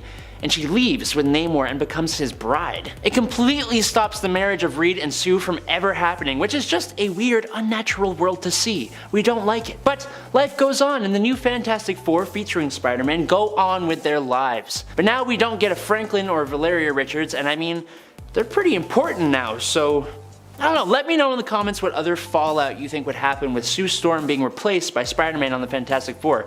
It's seriously an interesting question. Number 10. What if Mary Jane had been shot instead of Aunt May? This is a really epic and dark story where Peter ends up going on a rampage when Mary Jane is killed by Kingpin's hired sniper assassin instead of Aunt May. Peter manages to save Aunt May, but Mary Jane ends up dead, and as a result, Pete dons his black suit and goes after the Kingpin himself. He is met with resistance when Tony Stark as Iron Man attempts to confront him and talk sense into him. Spider-Man, however, is too far gone and is definitely not in the mood for advice from Tony Stark. This results in an epic fight between the two heroes, while Wilson Fisk's life hangs in the balance of who will win. In the end, Peter ends up getting his revenge, one-punching Fisk to death before being arrested by the authorities. He regrets ever trusting Tony Stark and ever marrying Mary Jane. As Wilson Fisk would say, this issue is so goth. Number 9. What if Spider-Man became the Punisher? This one ends up at least having a happy ending, but starts off being pretty dark and pretty scary. In this story, we imagine what life would have been like for Peter if he had become the Punisher. Instead of beating his villains and them ending up just locked away, for many, their fate is much more final. Even the Green Goblin ends up being killed by Spider-Man Punisher following the confrontation with Gwen at the bridge. Gwen, however, lives, not killed from the great height from which she was dropped. I do love how they keep drilling in that it would be the fall, not the impact, that would kill her, like in the original story, which I always thought was so bizarre. Spider-Man Punisher saves Gwen, but Green Goblin ends up dead, and Harry swears vengeance on the man who killed his father. Although this story has a dark and murderous narrative, it gives us a more happy ending, sort of. Peter chooses love instead of vengeance in the end and gives up being the Punisher, retiring from vigilante life to go be happy with Gwen. As this decision is made, however, Frank Castle loses his family and miraculously survives the shootout in Central Park, in the end becoming the Punisher in this reality as was fated. Although I do think it's really weird in that story that like Gwen living is the thing that like changes that for him. If your like girlfriend's life was threatened, wouldn't that make you more angry? Maybe not. I've never been Spider-Man, so I don't really know. Alright friends, before we move on to this next spot, just a quick reminder to click that thumbs up. It's good for your health, it's good for your heart, it's good for your brain. Number 8. What if Ord resurrected Jean Grey instead of Colossus? In this story, Jean is brought back to life at a time where it is revealed that Cassandra Nova holds influence over Emma Frost. Fearing the return of the Phoenix Force, which would join to Jean Grey once more, Emma decides to take matters into her own hands. Her own diamond hands. It's revealed that the Phoenix Force has been lurking within her cuckoo's minds, and she decides to take hold of it, killing them in the process. Tragic. She then plans on defeating Jean. The X-Men band together to face her, and S.H.I.E.L.D. and S.W.O.R.D. also conveniently join the fray. Like, we're here too. In the end, Ord, Beast, Emma, and her cuckoos, and Kitty lay dead, and the Phoenix is contained, but Cassandra remains undetected, still out there waiting for the right moment to strike. Number 7. What If? The Spider Who Went Into the Cold. This story comes to us from the What If story Spider-Man vs. Wolverine, and asks the question, what if Spider-Man never came back out from the cold? This story sees Peter Parker actually kill someone while acting as Spider-Man. It was an accident. He thought the person had armor that would protect him from the hit, but it was powered down. Of course, who should be working alongside Spidey when this happens but of course Wolverine, who shows no remorse for what Spider-Man has done, jokingly suggesting that they cry about it. In the end, this event changes Peter after he and Wolverine save his friend Alex, and this causes him to become a killing machine. He receives further training, and although he still has a sense of morality, no longer has qualms with taking out the bad guys permanently. He leaves MJ and his life behind, setting out to join S.H.I.E.L.D., working on as a hired Black Ops team. Also, I love a good Spider-Man Wolverine team up because it's just not what you usually get. I love when they team up. Number 6. What if Iron Man had been a traitor? I personally think this one is pretty scary if you put yourself in Iron Man's shoes. For me, one of my biggest fears, and I think one of the most human fears out there, is just a lack of control. In Tony Stark's case, he doesn't really have any control over what he does or how he acts in this story, but is forced into being a traitor when a rival country gains control of his heart. If he refuses to do as is demanded of him, he is put through intense and and unyielding chest pains and could be killed. This ends up putting him on a path to attempt to kill Reed Richards, all while leaving a trail of breadcrumbs for Reed to follow so that he might be able to figure out that Stark's actions are not his true intentions and that he is being manipulated into harming his compatriots and betraying his country. Number 5. What if General Ross had become the Hulk? This story came out only a few years before General Ross became the villain and beast known as Red Hulk. Although this story isn't quite as close to the original as our previous point. The What If story was written by Peter Davis, while the issue where Ross takes up the mantle of Red Hulk happens in an issue of Hulk written by Jeff Loeb. So we've got two different writers for this one as opposed to them both being the same person. And a dark twist, General Ross in the What If issue ends up becoming the Hulk in the place of Bruce Banner. He becomes a rage-fueled monster who has to be put down by Bruce himself after he kills his own daughter Betty by accident when he tosses a tank, which lands, crushing her. Devastating. Number 4. What if Spider-Man joined the Fantastic Four? This one takes a different direction but arrives at the same goal. In the What If story, Spider-Man, instead of being turned away by the FF on their first meeting with him when he attempts to join up, offers to hear him out. Sue convinces her team to listen to Spider-Man, and they eventually decide that he can join their team, becoming the Fantastic Five instead of the Fantastic Four. All fives on their chest. In the end, Sue ends up leaving the team with Spider-Man feeling that him showing her up was what caused her to leave. Wow, big ego much, Spider-Man? She ends up choosing to leave the FF and be with Namor, and he transforms her into an Atlantean, intending for Sue to become his queen. In the main continuity, Spider-Man joins the new version of the FF at the time, known as the Future Foundation, instead after the other Storm sibling has left. Johnny Storm was thought to be dead at that time, and so Spider-Man basically fills in his spot on the Fantastic Four team. To this day, Spider-Man is still considered to be on the extended roster to fill in as a substitute member when needed. Number 3. What if the Hulk had the brain of Bruce Banner? Well, this one might not line up exactly either. You'll definitely see similarities when it comes to the premise. In this story, we get to see what would happen if the Hulk ended up being as level-headed and intelligent as Bruce Banner. Sound familiar? Later on in 1991, we get our first look at a version of the Hulk that was Bruce Banner, the Grey Hulk persona, and the Green Hulk persona merged, leading us down a road to what we'd later come to know as Professor Hulk. Of course, in the What If, we also saw a new being named X-Man come into being when Mr. Fantastic, Professor X, and Intelligent Hulk merged in an attempt to defeat Galactus. And I don't think we've seen that part come true just yet. Number 2. What if Jane Foster had found the hammer of Thor? In this issue, we see what would happen if Jane Foster were the one to find and retrieve Thor's hammer, being deemed worthy by the weapon to wield it. She takes up the name Thordis in this issue and ends up fighting Loki. Upon meeting Odin, even in her Thordis form, he still does not like Jane, seeing her as an imposter, a Valkyrie in Thor's raiment. In the end, Odin gets over his distaste of Thordis and Jane Foster after she helps him to avert Ragnarok. He does make her give the hammer back to Thor, who is currently Donald Blake, but as a reward he also makes her an Asgardian goddess. Not a bad trade. In the main continuity, Jane became Lady Thor after Thor was deemed not worthy and the hammer called to her. Number 1. What if Thor was the herald of Galactus? This one recently came true in Donny Cates' current run on Thor. Thor and Galactus teamed up initially to take on the universal threat that was the Black Winter. However, this idea was initially explored by Robert Kirkman more than 10 years earlier in the 2005 What If Thor. In this What If story, Thor becomes the herald of Galactus and instead teams up with him to take on Loki, who has conquered Asgard and killed Odin after initially agreeing to become Galactus' herald to save Asgard from his hunger. Thor instead decides to let Galactus devour Asgard now that it is in ruins, and Loki rules it, first allowing his friends and fellow Asgardians who survived Loki's initial assault to escape to Midgard. Then he murders a bunch of frost giants and lets Galactus have his fill. Basically, what ifs are not just amazing and ridiculous fun and sometimes depressing one-shots, they are also used at Marvel to test the waters for potential stories that could also be great in the main continuity. That is why what ifs are not only interesting to read, but they're also super important in regards to creative exploration and freedoms. Number 10. What if Spider-Man joined the Fantastic Four? Okay, I have to start with this one as it's the very first issue of What If, released back in the late 70s. Now the Watcher breaks it down how these things work, how these what ifs work, as he will in the Disney Plus original this summer with the smooth voice of Jeffrey Wright to accompany the beautiful animation. Now he explains to readers in all of these issues that there are multiple realities. And the first one we get to explore is where Peter joins the first family to make some dough. And yes, of course, they call themselves the Fantastic Five.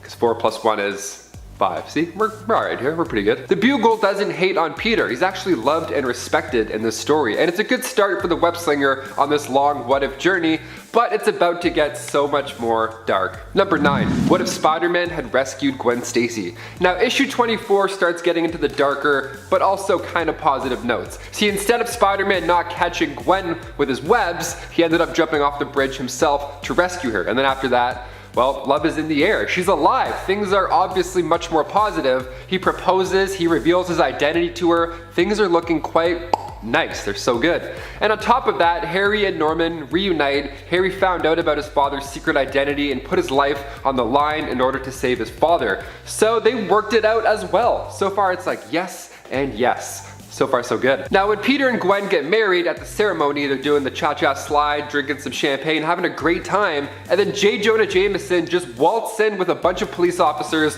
with footage that reveals Peter Parker as Spider-Man. Also, what a dick. Like, that day? Do it tomorrow. Do it the day before. I don't know. The wedding? Not nice. Now this was the same tape that brought Norman and his father together, and it's the same tape that made Peter have to run for the rest of his life to protect the ones that he loves. It starts good, ends bad. Classic Peter. Number 8. What if Uncle Ben had lived? Okay, still in volume 1, now in issue 46, we see another positive scenario unfold, or rather it starts that way. Yeah. So Uncle Ben didn't suffer from back pain in the storyline, or sciatica or anything like that. He just slept comfortably that fateful night, which is great, but some things still have to happen. So instead of him going downstairs to check on that noise, it was Aunt May. So Aunt May ended up biting the bullet instead, and this changed the dynamic for Peter and Uncle Ben. I mean, obviously. See, Uncle Ben and Peter were quiet. Peter was for sure closer to May before she died, and when Ben figured out that Peter was Spider-Man, he actually encouraged him to continue and be there for the helpless, rather than, just doing it out of some tortured sense of misplaced responsibility. So Spider-Man becomes better and more confident, which is a great sign. And before we continue on with this list, if you want to go ahead and give this video a thumbs up, because it does wonders for our channel over here at Top 10 Nerd. Thank you so much for your constant support. Let's get right back into this list. I don't want to waste any more of your precious time, although I'm still doing so. Let's go back in. Number 7. What if Spider-Man had kept his 6 arms? Okay, what if volume 2 issue 42? We're getting into the weirder what ifs now. And it shows us what the world would look like when Spider-Man from Earth 92-100 keeps his extra 4 arms. Now the trick to this problem originally was in Michael Morbius's blood, but in this what if, it shows us that Morbius never actually made it to Dr. Connor's lab. Instead, Peter just stuck with these arms. He had no choice. Now eventually he tries to figure out something. He goes to the Xavier mansion for help. They all attack him because, they don't recognize him. He has 6 arms and he's aggressive and upset. So Peter leaves them too. He's like, damn. So now he's bummed about this mutation even more, but he's easily able to stop Dr. Octopus. So that's, it's a nice positive out of all this. Now things finally get easier for Peter when Mr. Fantastic surprises Spider-Man with Electro Vibra arms that will make his extra arms invisible, so he can at least blend in. That's progress, that's fair. Number 6. What if Spider-Man had kept his cosmic powers? Okay, in my last video I talked about these alternate powerful versions of Spider-Man, and amongst them was this Captain Universe version. So Spider-Man doesn't have these powers for too long, but in What If Volume 2 issue 31 we see a world where he remained the most powerful being. Now he starts off retiring. I mean, first of all, he wants a normal life. So Venom, of course, knows that he cannot beat this cosmic Spider-Man no matter what, so he agrees. He agrees to take over for the Webhead after his retirement. So far, this is pretty wild. Peter enjoys retirement for a little bit, but in the end, he still feels like he has to help humanity. Now, at one point, he tries to demand Thor to make it rain to fix famine in all these drought-ridden lands, but Thor refuses as his oath doesn't allow him to do such things. They end up having a cosmic battle in space. Spider-Man literally punches him off the planet to start it off, and it's wild. They're both so powerful.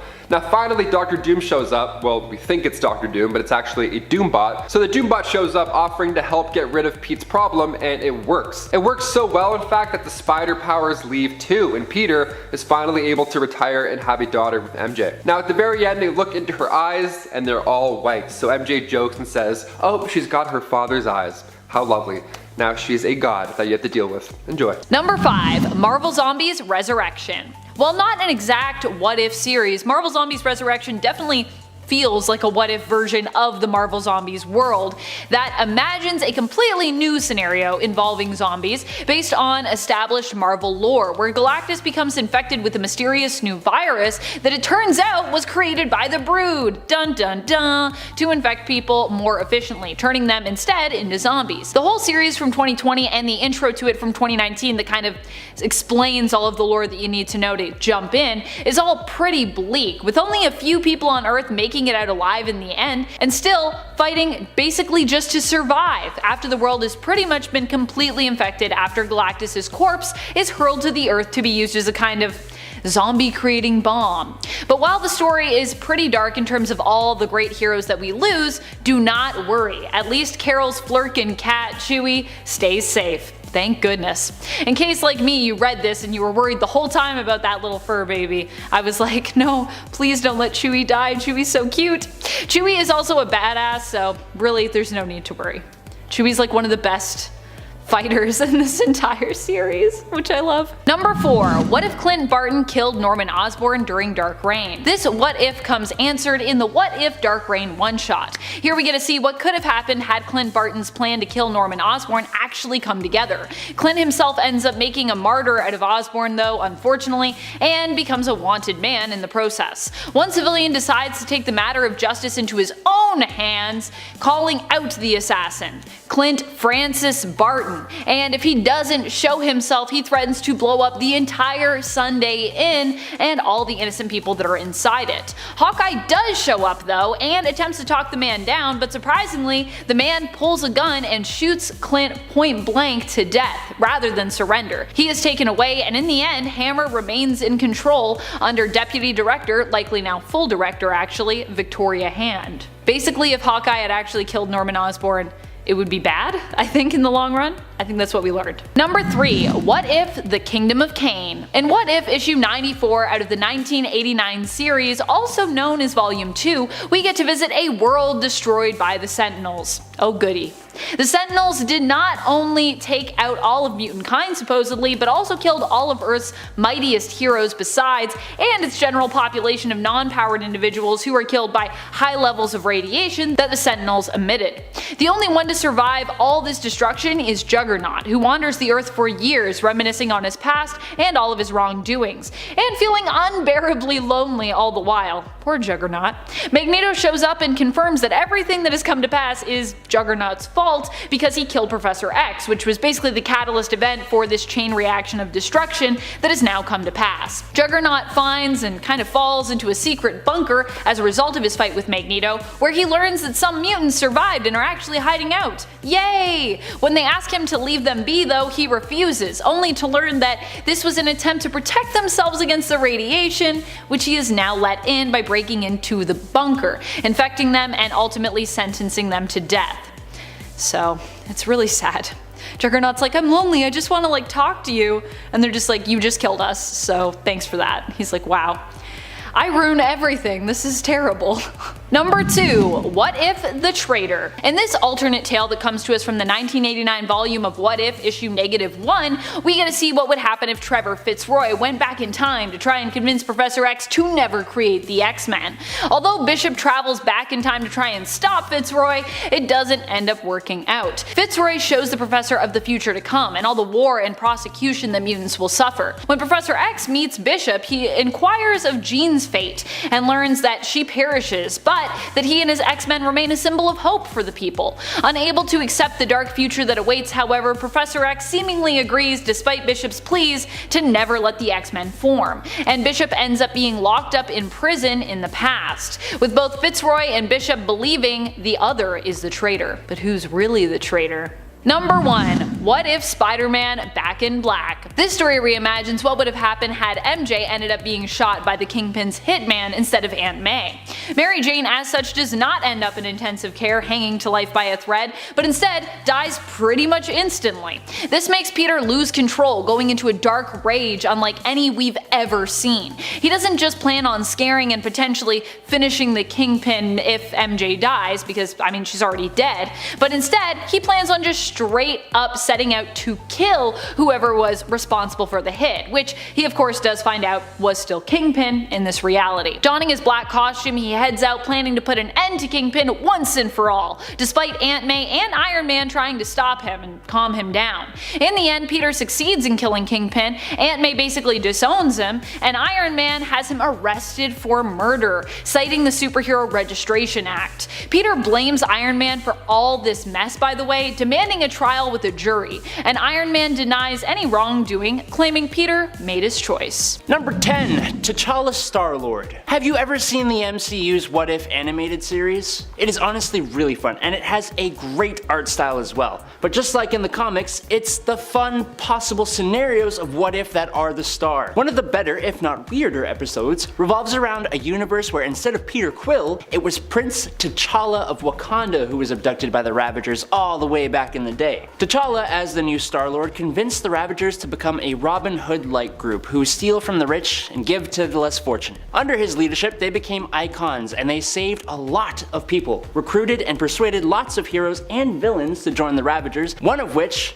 even being Thanos. T'Challa heard of the orb on Morag, the one from the beginning of Guardians of the Galaxy, and he goes to retrieve it, being stopped by Korath the Pursuer, just like Peter was. But unlike Peter though, Korath actually recognized T'Challa as Star-Lord and he joined up as well. He saved Peter Quill from Ego, saved Drax's family, got Nebula and Thanos to reconnect, and even stole a device from the Collector that could terraform ecosystems and save entire planets from starvation caused by overpopulation. That thing Thanos was trying to fix in the Avengers movies. He eventually joins the Guardians of the Multiverse to fight the insanely powered Ultron. It's pretty great. Number 9. Miles Morales becomes Wolverine. In this What If, we don't really get an explanation as to why, but instead of being his normal self, Miles Morales in this world is instead a mutant with the same abilities as Wolverine, and when he is younger, he is abducted alongside other children by Weapon X, who turn him into the adamantium skeleton super weapon just like the alternate Wolverine, because of course that's what happens. Fast forward a few years though. Now in this world, Sentinels are being used to hunt down mutants by S.H.I.E.L.D. And after Miles takes out like 3 of them, S.H.I.E.L.D. sends this super cool looking warrior wielding an adamantium katana to take him out. This awesome S.H.I.E.L.D. warrior turns out to be Miles' father, and once he discovers this Wolverine mutant is his son, he turns on S.H.I.E.L.D.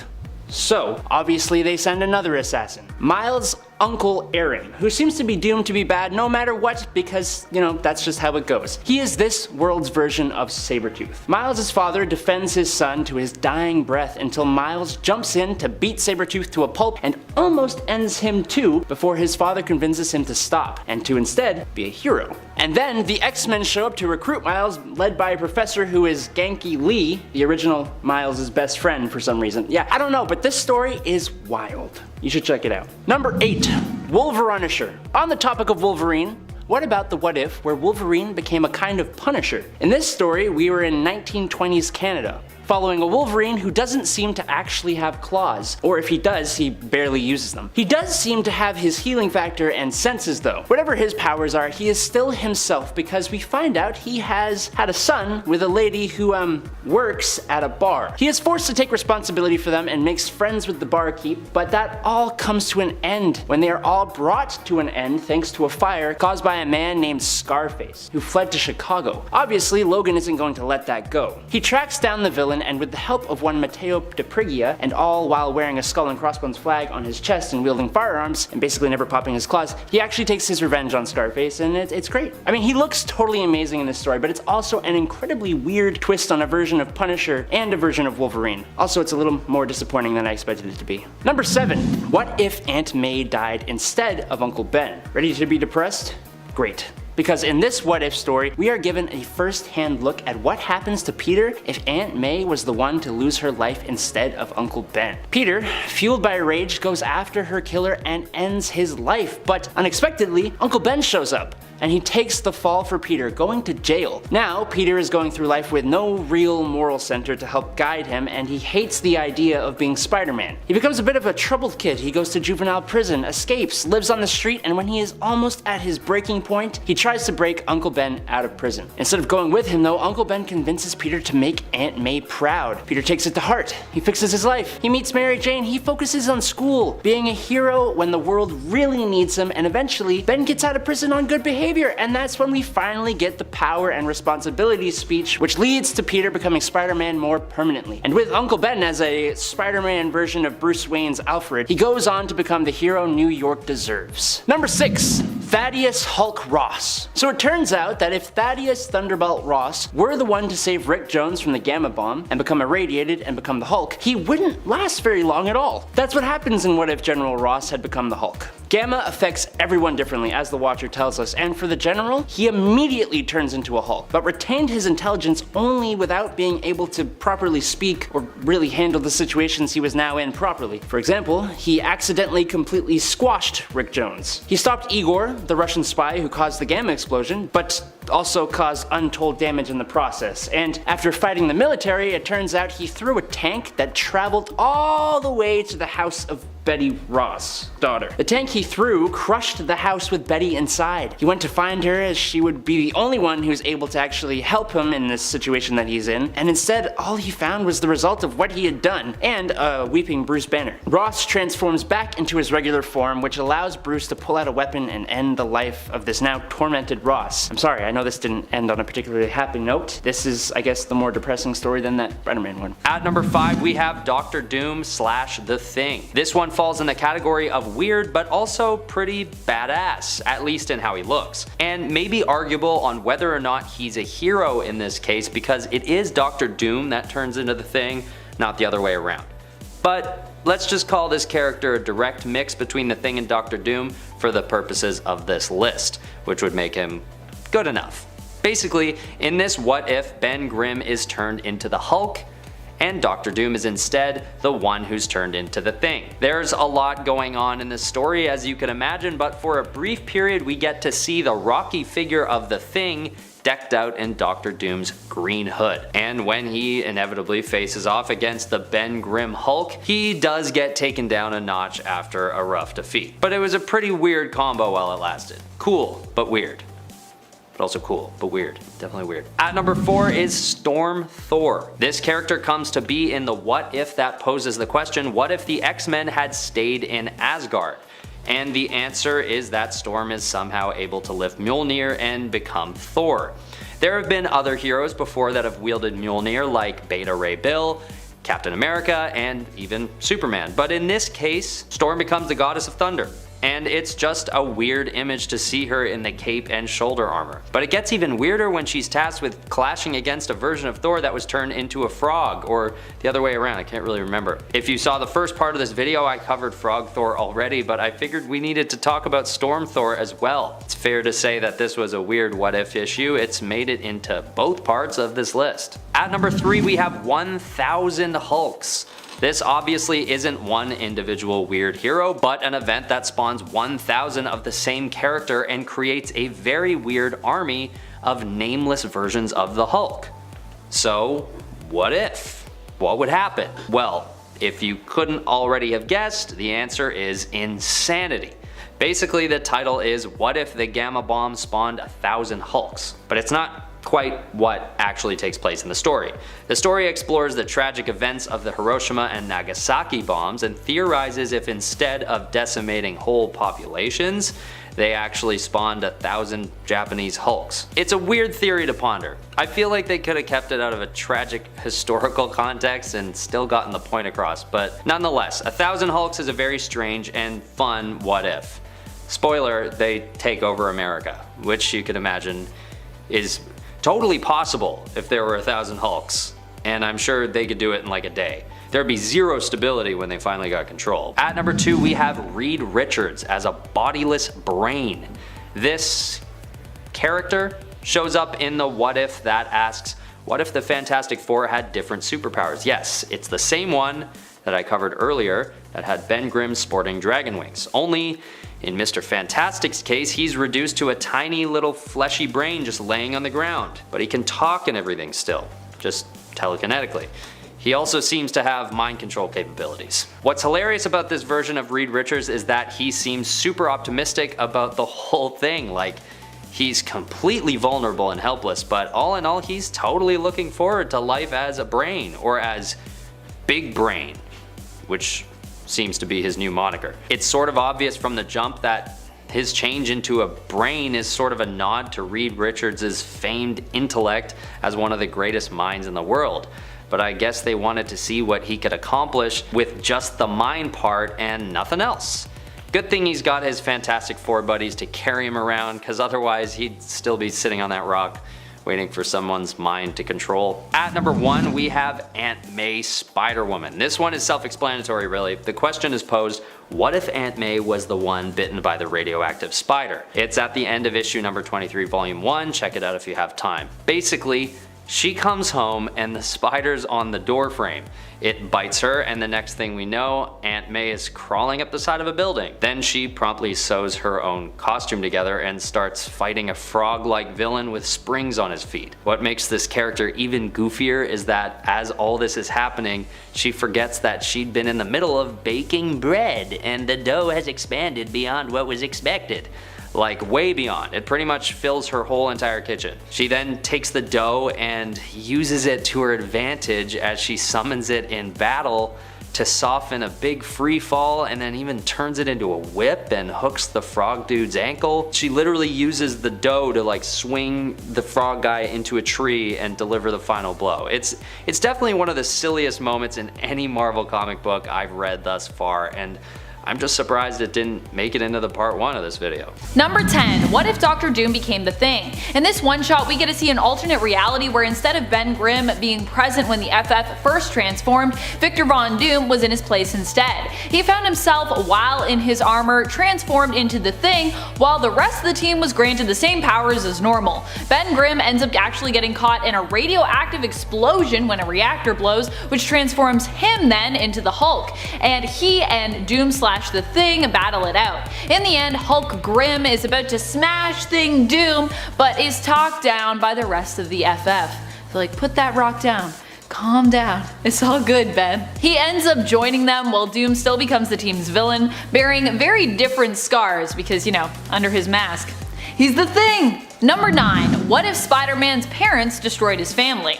This story takes an already ridiculous one and offers us another take on it. Although to be fair, I actually like this version of the story better, to be honest. Remember when Chameleon made those robots to act as Peter's parents just to, I don't know, reveal them as fakes and torment him? Well, in this story, his fake robo-parents are even worse. They end up murdering Aunt May and Mary Jane and make sure that Spider-Man is framed for the murders. In retaliation, while on the run from the law, Spider-Man, pushed to his breaking point, kills Chameleon and his robo-parents, getting back at them for good before turning himself into the authorities. It's a much darker take on this story. So dark. Before we move on to this next spot, just a reminder to click that like if you haven't already if you're enjoying this video. It really helps us out a ton. Number 8. What if Aunt May died instead of Uncle Ben? This one actually changed things up quite a bit, turning Peter Parker from the life of being a hero to more of a delinquent just scraping by. Everything in Peter's origins goes the same except Uncle Ben being shot. Aunt May is shot during a burglary at her home instead while she is there alone. Uncle Ben was out picking up a gallon of milk and both he and Peter arrive home to find the police and Aunt May's corpse. It's then that Peter decides to very dramatically reveal he is Spider-Man. This part's just really ridiculous, but I love it. He goes after the burglar, ready to kill the man for taking his aunt's life. In the end, the thief falls out of a window just as Uncle Ben arrives on the scene. Rather than let Peter take the rap when the police show up or confess what truly happened, because he could just be like, that person just fell out a window, Uncle Ben confesses to killing the man for murdering his wife, even though he didn't. Ben goes to jail and without anyone to guide him, Peter gives up being Spider-Man. He does however don the costume once more to put JJ in his place for coming after him after the death of his son John Jameson, who in this reality wasn't rescued by Spider-Man, because Spider-Man wasn't Spider-Man at the time. He also calls JJ some pretty harsh names considering the guy recently lost his son. Jeez, Spidey? Basically, if Peter Parker doesn't have Aunt May to guide him, he's kind of a jerk and is kind of terrible. So that's what I learned about that. Uncle Ben is not as good as Aunt May, apparently. Number 7. What if Green Goblin stole the Infinity Gauntlet? I personally love how this story just jumps right into it. The introduction reminds us of both the Dark Reign and Infinity events, and then they just jump right into Norman Osborn murdering his originally owned Dark Avenger Sentry with the Infinity Gauntlet. Wow. Also, how is Norman even able to wield such a powerful weapon? Because he's just like a normal human, right? Or I don't know, maybe his craziness from his Green Goblin stuff makes him possible to hold it? I don't know. I guess he just is, because what ifs. In this alternate universe, it's revealed that Norman Osborn takes the gauntlet and uses it to reshape the world and, by assumption, also the entire galaxy in his image, all to get back at his dad for mistreating him years earlier. In the end, Thanos shows up to claim what is his, but with the power of the gauntlet, Norman makes short work of him. Thanos also weirdly comes in telling Norman that no amount of power will ever get him the love he seeks. Kind of a weird line for Thanos there. After the battle is won, Norman responds while standing over Thanos' charred remains, "My only wish is for power, love is for fools." He then ends up killing his father from the past in a rage, and as such perishes himself because of a time paradox. Because if you kill your dad from the past, you can't exist. Although I think at that point in his life, his dad may have had him as a child, so I don't know. But that's the end. Poof, it's gone. Number 6. What if Conan the Barbarian walked the earth today? Half of this what if story is just meant to re-establish Conan and explain how he gets to modern day New York. But when he does arrive, it is a pretty crazy and strange time. This apparently, according to the cover anyways, was the most requested and highly anticipated what if of the day when the first volume of What Ifs was happening in the 70s. Conan, upon arriving in the modern day, has a lot of weird and, in his opinion, I'm sure disturbing experiences. One sees him harassed by an elderly woman who hits him with her bag because she believes he is too scantily clad. She's like, "Cover up your bottom, sir. Cover that up." Conan doesn't like this very much, and so he dumps her in a trash can. Literally, she's just stuck in it, and I'm just like, wow, Conan, that's pretty intense.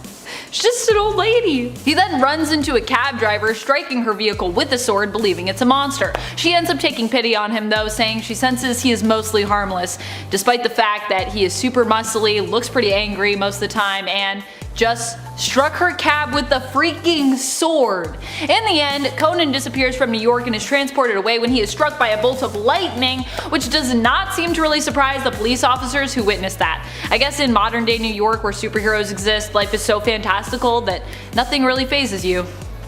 Also, maybe that's just the 70s, like maybe in the 70s people got struck by bolts of lightning and disappeared and people were like, that's totally a normal 70s thing to happen. I don't know, I wasn't alive in the 70s, so I don't know if that's true or not. Number 5. What if Spider-Man had never become a crime fighter? Sure, being the crime-fighting webhead doesn't sound easy to other folk.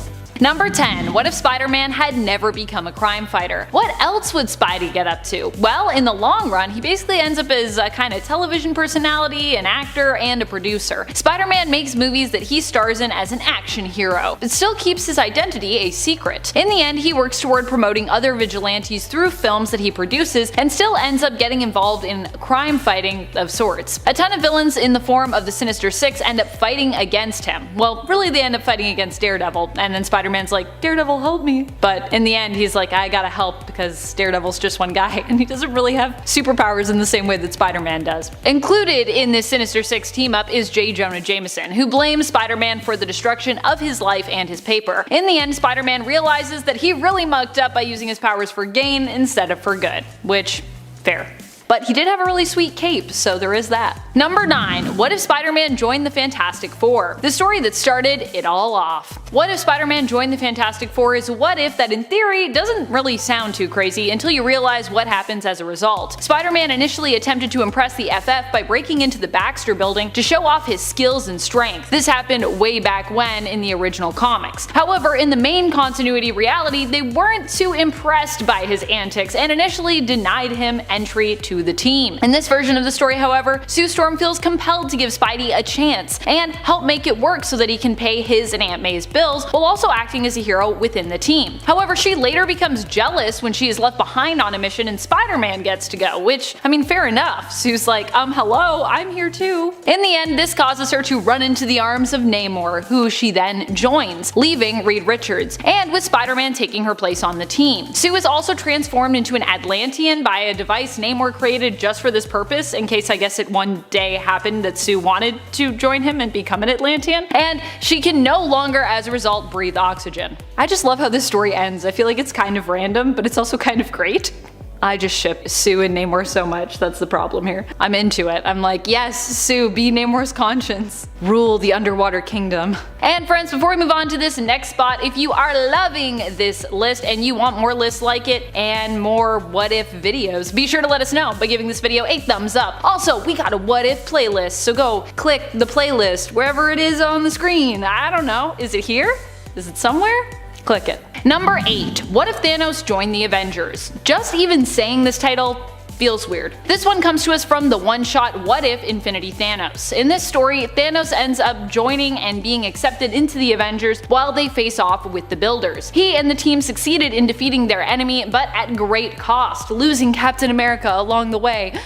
In a shocking twist of events, even more shocking than Thanos becoming an Avenger in my opinion, he also ends up taking up Cap's shield after he dies in battle, and almost seems to mourn his loss? It's a weird one, but if you want to see Thanos rub shoulders with Thor and Captain Marvel, then this is definitely the story for you. Number 7. What if you were Spider-Man? This is one of those very short stories that is summed up within basically a page, or in this case, 2 pages. 2 panels. Here, the what if question posed is, what if you, yourself, were Spider-Man? I mean, if I were Spider-Man, I would probably carry my partner a little more securely while swinging around town, and I'd try to be a little kinder to myself when it came to all the self-guilt and blame that we usually see Spider-Man feeling over all of his failings. I'd definitely be doing weekly therapy sessions if I were Spider-Man. But don't think too hard about what you do differently or the same as Peter Parker, because the end to this what if is pretty hilarious and dark all at once. Because you are then greeted with a panel featuring a tombstone that says, "Here lies Spider-Man," where there is also a little space for you to fill in your name, and a bunch of villains surrounding it. Because of course, none of us average Joes could make it as Spidey. Har har. But also,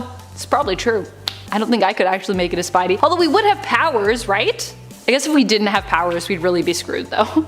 Number 6. What if Helen Taylor had become Nova? This story takes place in the pages of issue 15 from Marvel's first What If volume beginning in 1977. Here we get a few stories involving alternate characters taking up the mantle of Nova. One such character is a woman named Helen Taylor, who is basically a random civilian, redhead, and a wife. Or should I say a widow? She gets the power of Nova just after her husband is murdered in the streets in front of her after a mugging gone wrong. Helen swears to use her newfound power to get revenge, believing the powers are kind of an answer to her plea for some way to extract vengeance on the murderer, who we know as Willie DeBrow, or Willie DeBro, depending on how you want to say that. Nova sets off shaking down every criminal joint she can find in the city and making quick work of the Kingpin along her way to boot. The Fantastic Four manage to stop her and capture her to find out exactly what her powers are and where they came from and sort of why she's doing all this. And while this is going on, we learn that months ago, Willie perished in a car accident and has been dead ever since. What a twist. And if you're like, months ago, does that make sense? Yes, this story takes place over the course of months. I actually went back to look for that because I was like, that's so crazy, it's such a long period of time. A long period of time and only a few pages. Number 5.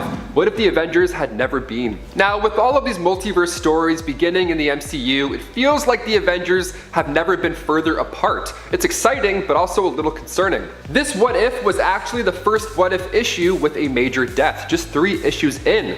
They're going for it. So we start off with the Hulk, and instead of smashing and hitting, he's dashing and quitting. He wants nothing to do with the team. So Rick Jones is sent to look for the Green Goliath, but he ends up being held hostage, where Tony Stark has to now come to the rescue. Now they make it back to the mansion, but Namor and Hulk want more. They challenge Earth's mightiest to the fight for their lives. Now Iron Man makes suits for Hank, Jan, and Rick, but they can't control the suits. It's too much for them, so they stay in retirement. So Stark powers up his own suit to the max, and then some more, so it's a lot of power going on, almost unobtainable. But then when the rest of the team finally do show up to the battle in Stark's other suits, Hank takes a hard hit. So Tony has to then transfer his suit's energy, that fat energy, in order to keep Hank alive. So even in this What If, Tony still throws his life down for others. How sweet. Number 4.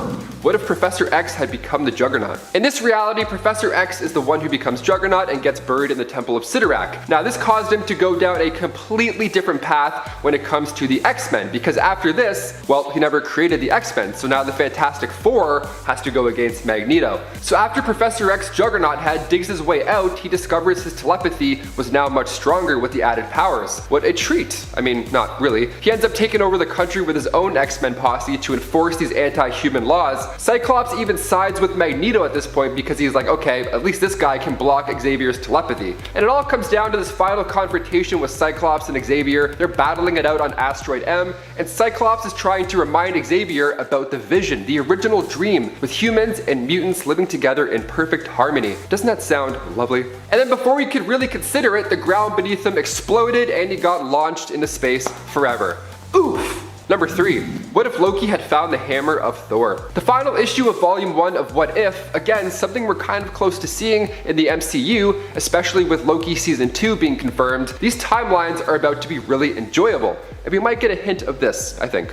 So Donald Blake ends up not finding the hammer because Loki tossed it into the woods, and then the Saturnians wiped out Donald. So Thor wakes up in the land of the dead, memory not included. This is all bad for Thor. It's not so much Loki using the hammer, he just alters the hammer's location, and then Thor's altered future is now a stressful one. Number 2. What if Spider-Man joined the Fantastic Four? Okay, with John Watts directing the newest Spider-Man trilogy for the MCU and the upcoming MCU Fantastic Four reboot, this next What If might not seem that impossible. The first ever issue of What If finds Pete with a number 5 on his chest. The Fantastic Five has a ring to it. I kind of love the idea already. So Pete was low on cash, so he figured, you know what, I'm gonna break into the Baxter building and straight up force an audition for Marvel's First Family. So Sue recruits Peter and the team is formidable. They're great, they're solid. They're so good that Sue doesn't even feel like there's a need for her on the team anymore. There's always something sad. Don't do it, Sue. She ends up choosing Namor as her other half, even joining him in his kingdom under the sea. Now, she did love Reed as well, but her departure from the team just made it work better with a fishy guy. Now, if you want to see more of that altered storyline, because it is quite intriguing, jump ahead 20 issues once you're done this epic kickoff. And finally, coming in at number 1, what if somebody else besides Spider-Man had been bitten by the radioactive spider? This is perhaps one of my favorite what ifs because I genuinely have thought about what would happen if I was Spider-Man. I work for Top 10 Nerd, of course I'm going to daydream about this. Thing is though, I'm afraid of heights, so it wouldn't exactly be smooth sailing. But I can dream, right? Even in the Marvel Universe, other big names can't handle the webs. In this What If, we see Flash Thompson, Betty Brant, and John Jameson each get a swing at the sticky life. So Flash gets bit and then he decides to take a crack at professional wrestling with the new muscles and all. Now he may have underestimated his strength because he kind of accidentally killed the guy. You should have tapped. Oops. Next up, Betty Brant gets bit, and I have to admit her costume is for sure the most stylish. Very good, makes for great Instagram posts, sure. But when she runs out of web fluid making TikToks, the thief who took Uncle Ben's life was easily able to get away. She was like... And finally we see John Jameson's turn, and he goes out like a hero. He tries to stop a space shuttle from crashing, and it's a lot harder than it looks. If you're not Pete, just don't even try, honestly. Leapfrog. This spring-loaded villain appears in the What If that has Aunt May gaining Spider-Man's powers instead of Peter Parker. And before you jump down my throat, Leapfrog does appear in other comics first, I know this, actually first showing up in Daredevil number 25, but this iteration of the character is clearly meant to be more slapstick and ridiculous than he normally is, which is saying a lot, considering this must be one of the silliest villains in Marvel. But case in point, his first appearance in this What If issue shows him crashing through a brick wall and just swearing at everybody, screaming expletives as he bounces past a group of civilians and a news reporter. He ends up in a battle with Aunt May's Spider-Woman and gets thwarted by nothing other than a stretchy mass of dough that Aunt May uses to lasso him into a tree. He's just clearly such a dumb villain and appears for what I could only imagine was comedic value to the already hysterical What If issue. Number 9. Ghost Grandpa. While technically Ghost Riders are supposed to be heroes, this one doesn't seem to be too nice in terms of the brief glimpse that we see of him. And it's because of that I decided to include him as a kind of like a low-key villain. Ghost Grandpa makes his appearance in the 1977 What If series in issue number 34, where we ask the question, what if Ghost Rider had possessed someone else? Instead of Johnny Blaze, of course.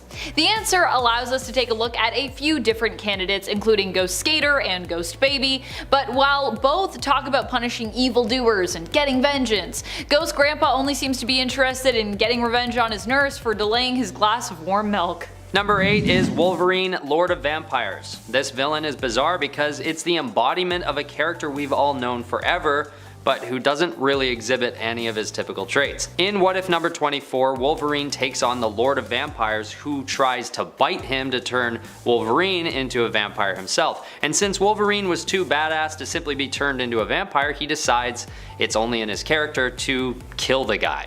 And he does, but what happens when you kill the Lord of Vampires is that you take on the title yourself. And this is when Wolverine starts to change into a very strange version of himself. Right away, Wolverine starts turning his former friends into vampires, with his demeanor totally shifting as he uses like mind control powers on them, which is just pretty strange on its own. Honestly, this is what it is. It's just weird seeing Wolverine without any level of humanity in him anymore. Something about this transformation doesn't seem right and gives me some very conflicting feelings towards the whole thing.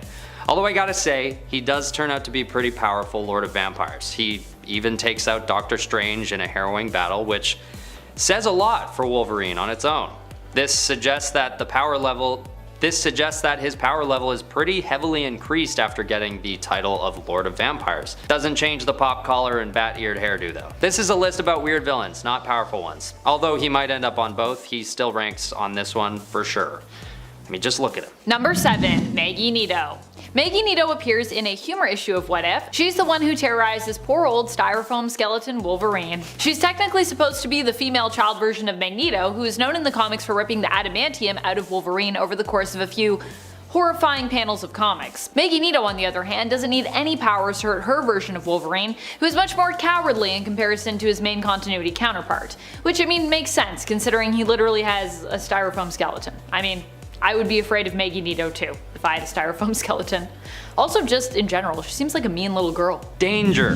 This villain is definitely a weird one. It's basically just the humanoid form of the Danger Room, a highly sophisticated computer interface that the X-Men used to train. But in 2009's astonishing X-Men number 9, the Danger Room comes to life and takes on a humanoid form that calls itself Danger.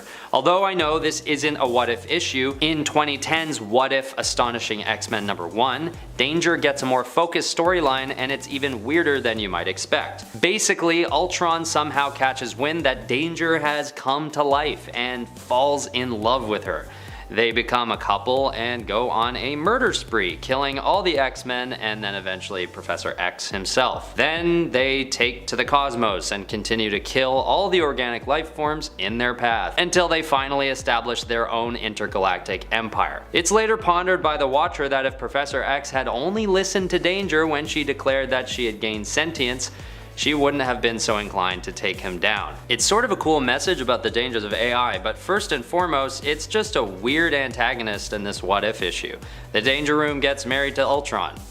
It doesn't get much weirder than that, I don't think. Number 5, Space Admiral Von Strucker. In the What If story from issue number 14 of the 1977 series, we answer the question, what if Sergeant Fury had fought World War II in outer space? Turns out that events would be, as expected, pretty weird. The whole premise is that on this alternate Earth, humans got to space a lot sooner and ended up being pulled into a conflict where they fought against the Baytans. Strucker himself was an admiral. Strucker would end up on the side of humanity, but would ultimately betray humankind and Earth to ally himself with the Baytans. He saw an opportunity for Germany, who he was more loyal to than, just Earth in general, even though, Germany's part of Earth, so I feel like maybe an interesting choice on his part. Basically, he believed that if the Baytans took over as their allies, Germany would be in a better place than they were now, so he decided to betray his fellow space soldiers. Which actually I guess kinda does make sense considering everything that happened after World War I. Space wars are always fun and weird though, and this story and its antagonists are, of course, no exception. Number 4, Hypno-Fish. The Hypno-Fish that appears in What If issue number 1 from the 1977 series is actually a character that has appeared in the main continuity. A character? A type of fish? Whether there is only a single Hypno-Fish or more than one. This is a character who has only made a few appearances in even the main continuity since their first 616 appearance in 1963 in Fantastic Four issue number 14. But they also appear as Namor the Submariner's villainous ally in the first What If issue, where we answer the question, what if Spider-Man had joined the Fantastic Four? The end result is that Namor successfully uses his hypnofish friend to kidnap Sue Storm, but instead of being rescued as she was in issue number 14 of FF, she ends up staying with Namor and ultimately becoming his queen, all because Spider-Man is on the team, which leaves her kind of feeling like isolated from them. In the end, his hypnofish and mentofish plot is successful, and Sue chooses to remain with Namor. Also, yes, there are also mentofish. That's a thing too. An even more rare thing than hypnofish, I believe. Number 3, Loki, Prince of Jotunheim. Another one of my favorite episodes from Marvel's and Disney Plus's What If series. For just how lighthearted and adorable it was one that asked the question, what if Thor were an only child? The answer was that Thor would basically be kind of a well-loved brat who was obsessed with partying as opposed to heroics. Not only did we get party Thor in this episode though, we also got friendly frost giant Loki, who is also known of course as the Prince of Jotunheim. Instead of Loki being adopted by Odin and growing up to be the villain we normally know him as, the sort of jealous and vengeful brother of Thor, he becomes Thor's best friend and ally, who also seems to enjoy a good party. And I gotta say, I kinda love it. Super weird and super great. Number 2, Galactus. Galactus is a pretty complex character. Sometimes he's a villain, at times he's been a hero. Currently, I'm pretty sure in the main continuity he's dead and his corpse is maybe being used as part of Thor's throne room. But either way, when it comes down to it, despite being a cosmic inevitability, Galactus often threatens entire worlds with his hunger, which, you know, it feels pretty villainous. And yet even he can end up with a happy ending where he gets to enjoy the simple life. All it takes is for Thanos to use the Infinity Gauntlet to wipe his mind and send him to Earth to live as a human.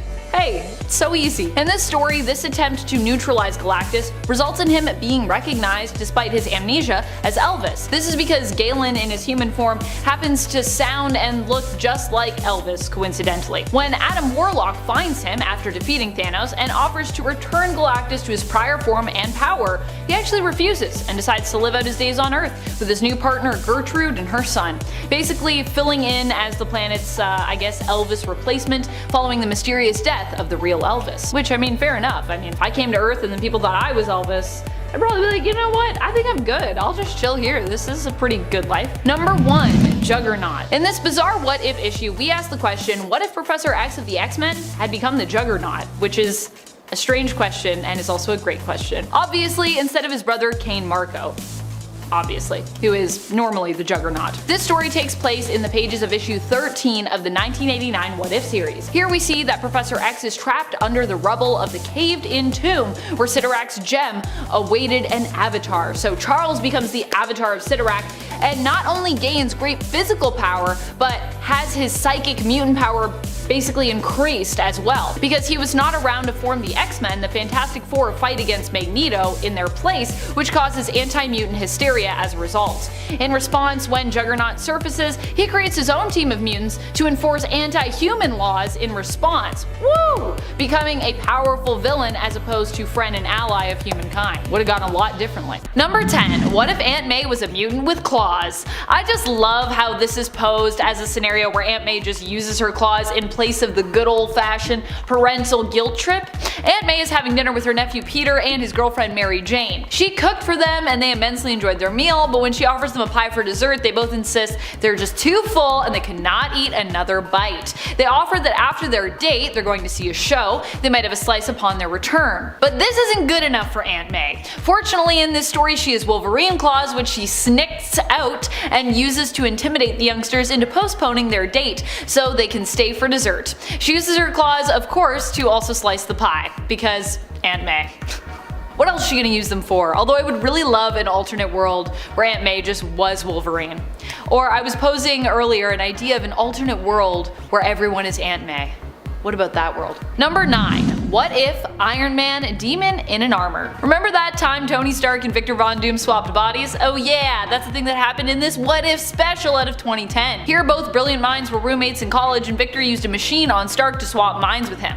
Stark's memories were also wiped, so he never knew he had been Tony Stark. Victor, as Tony, used his millions to create his own inventions, but ultimately ended up ruining the Stark name with less than noble pursuits and his own greed. On the other hand, Stark as Victor succumbed to alcoholism but recovered onward and then created Doom Industries, a brilliant company responsible for its own Doom armor suits and technological advancements. In the end, Doom and Stark's body attempted to attack Doom Industries, but was apprehended by Stark in Doom's body. He then revealed the swap that had taken place years earlier and bargained to swap back in exchange for his freedom, but Stark in Doom's body is just like, nah thanks, I kinda have the better company and life now in your body. I like this body. Why would I want to be Tony now when I can just be the honorable Dr. Doom? Good point. Good point. Why would you ever want to be Tony Stark when you could be Dr. Doom? That's the real question.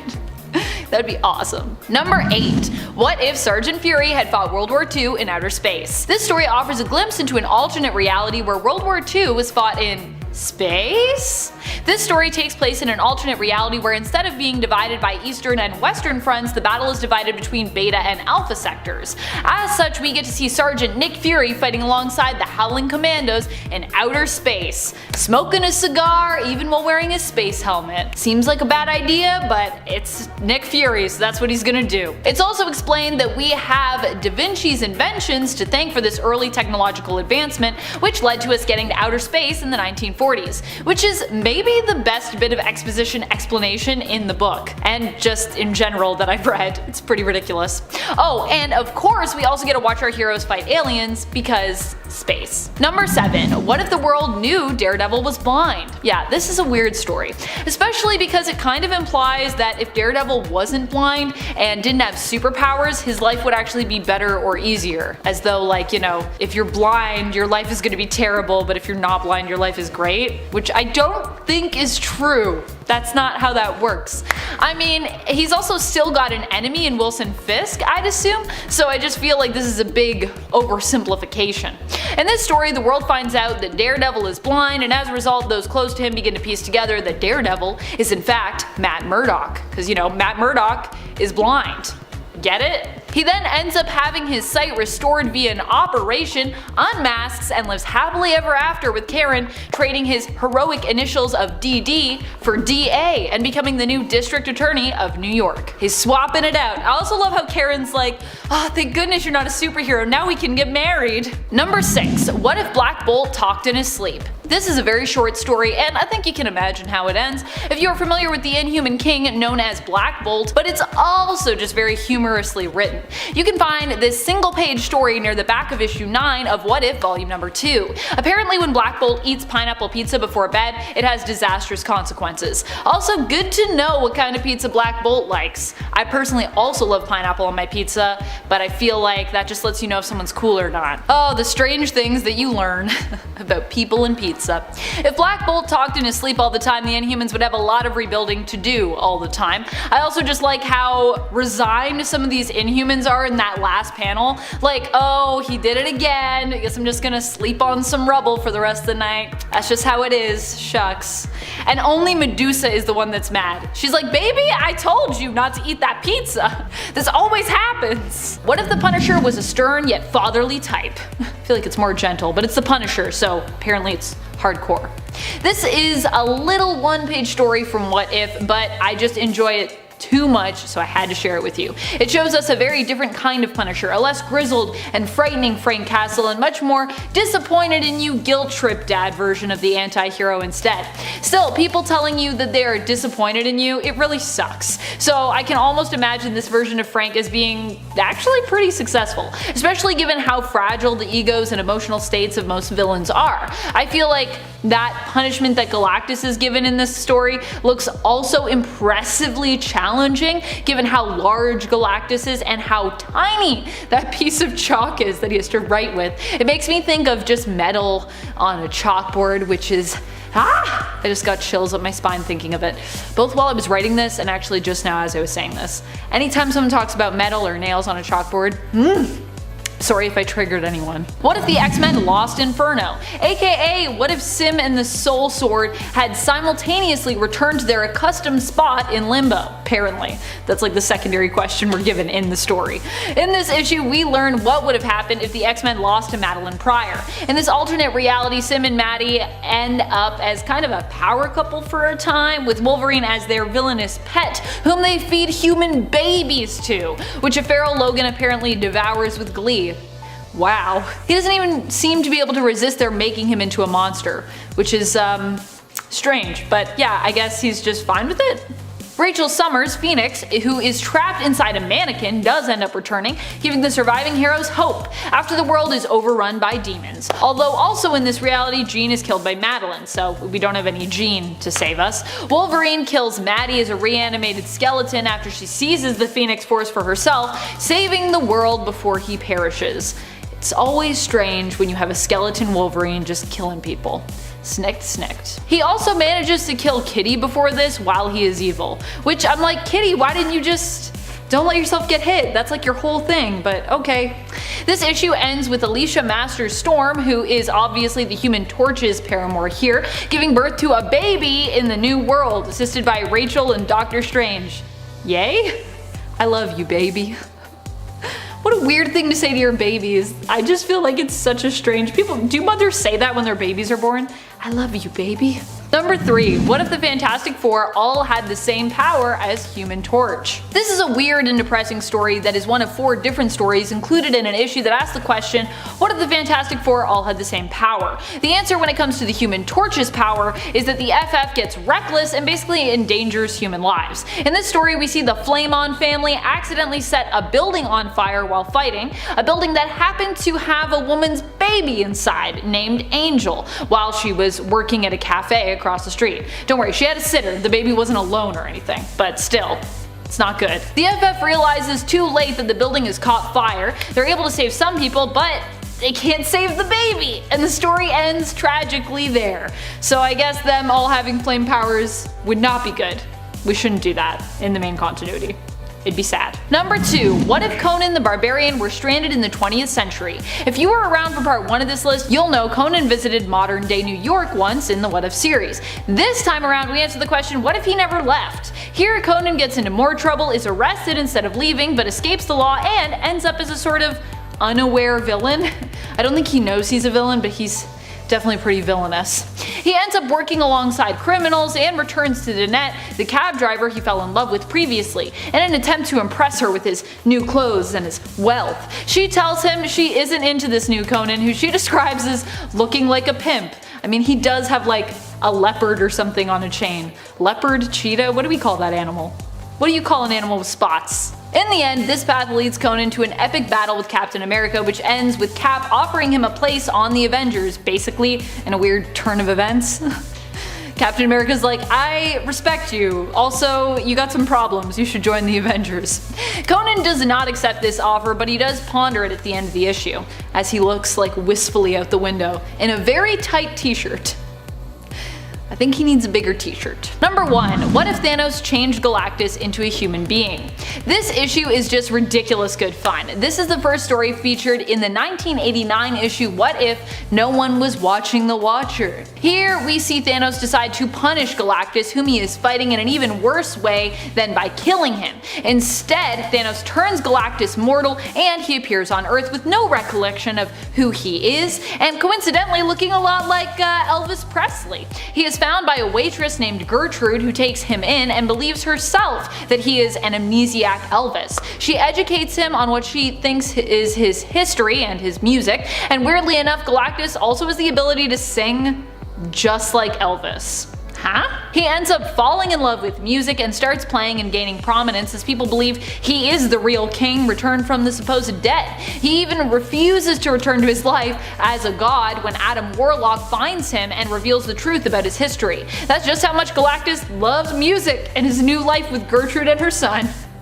I love it. Professor X as Juggernaut. In What If number 13, the question is posed, what if Professor X had become the Juggernaut? And the answer is, it would make Ben Ball feel uncomfortable. This mashup is maybe a little tough to justify for this list since it's about superheroes, and in this story Professor X, or not, does enlist all of the mutants to take over the world, but it's still Professor X in there somewhere, and it's arguable that he may have been turned from good to evil by the influence of the Sidorak gem. I just had to put this strange character on the list because I think it's such a weird combination to even consider, let alone craft a whole issue around. Look at him. Chonky, fully mobile Professor X. When he puts the helmet on, things are less weird though, but it's still one for the list. Number 9. Wolverine. Wolverwimp is an alternate version of Wolverine who, instead of having an adamantium skeleton, has a styrofoam one. He appears in one of the joke covers included in issue 100 of What If. This poor version of Wolverine is threatened by a little girl who is a female child version of Magneto. Yeah, it's weird. While Wolverine is fearsome and tends to fight for what he believes in no matter the odds, it seems that Wolverwimp is all too ready to shy away from a fight as he's terrified of a conflict. Honestly, I really can't blame the poor guy. He is a styrofoam skeleton, so yeah. I don't even know how you'd walk around with that, never mind trying to be a hero and like stand up to bad guys. Probably just like crumple over. Frog Thor, or Throg. There's not much more to it than that. The question posed in this issue is, what if the X-Men had stayed in Asgard? It really has nothing to do with Frog Thor, but he makes an epic appearance nonetheless. The transformation actually takes place in Thor number 363 and is revisited in this What If issue. If you don't already know, or couldn't already have guessed, Thor's slimy amphibian form comes at the hands of his brother Loki. What makes this moment great in What If number 12 though is that Storm is forced to face off against Frog Thor, with the stakes being the prosperity of all of Asgard. Luckily, she wins the fight and Frog Thor is turned back into regular Thor. Although, is that really a win? I liked Frog Thor. If you want to see more of Throg, you can catch him in another storyline as well, where a shard of Thor's hammer is actually picked up by a frog, turning it into a pretty powerful little dude. I just thought that was worth mentioning as well. Frog Thor. Number 7, Joshua Guthrie and Unit Jim 211131. This is actually a pretty sad story, but one that is also kind of silly. It's basically reminiscent of the Iron Giant. Remember the Iron Giant? Remember all the tears that we cried? Except instead of any old giant robot, we have a Sentinel. Unit Jim 211131. This Sentinel is found by Josh Guthrie, little sibling to Husk and Cannonball, who never has his mutant powers manifest. In this world anyways. On our 616, Josh ends up getting wings and musical mutant abilities, going by the codename Icarus. Here, however, he just gets a Sentinel, who has broken programming and instead believes his prime directive is basically to protect and serve Josh. However, he still remembers that mutants are a threat, and when he meets Paige and Sam Guthrie,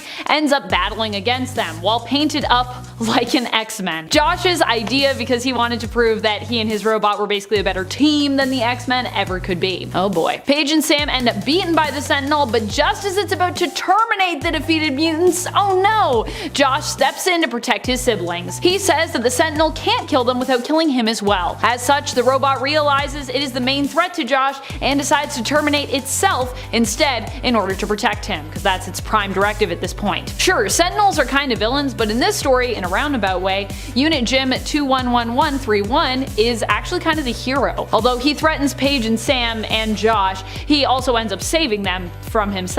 I don't know why I made the Sentinel a he, but the Sentinel's a he now, because I'm not going to go back. I gave the Sentinel a gender, I hope that's okay. Josh mourns the loss of his robo friend, and it is ultra sad. Just like Iron Giant. Thanos Captain America. In What If Infinity Thanos, the question is posed, what if Thanos joined the Avengers? And the result is this really strange depiction of Thanos wearing a Captain America suit. What goes on in this storyline is that Thanos joins up with the Avengers to fight the Builders, and he doesn't even try to take over the world, or try and kill half the population, or anything like that. That is until Captain America is killed and Thanos takes over for him. Because then he decides it's time to start taking over stuff again. After he helps the Avengers destroy the Builders with a swift battle, he goes back to his classic Thanos self and makes it his duty to take on Cap's old position as leader, and then quickly makes it his duty as well to lead the Avengers and the rest of the heroes of Earth into war with the rest of the universe. So yeah, he doesn't take over Earth, but he seems to be ready to help them take over other worlds alongside him. Fair compromise? I guess so. Either way, the cover of this issue just feels so weird, and I felt that Captain America Thanos needed to make an appearance on this list. Number 5. What if Iron Man was trapped in the time of King Arthur? Well, all of these stories are based on things that actually did happen. This is also based on something that did happen, so if you think it sounds weird because it's just so random, that is a thing that actually happened, where Iron Man and Doctor Doom in main continuity traveled back to the time of Arthurian legend. However, rather than getting back home in this version, while Doom manages to leave, he leaves Iron Man trapped in the past. Oh no! no! A weird turn of events ends up leaving Tony Stark as the ruler and king of England following the death of his friend King Arthur. Tony actually proves to be a great king and lives out his days there in the past just as an accomplished and celebrated ruler. I actually wonder what effect that would have had on the present, because I feel like everything would be very different if Tony Stark were the king of England. This all goes down in issue 33 of the 1997 What If series, so you can check that out if you want. Number 4. What if the Fantastic Four had different superpowers? One of them is just being a giant brain.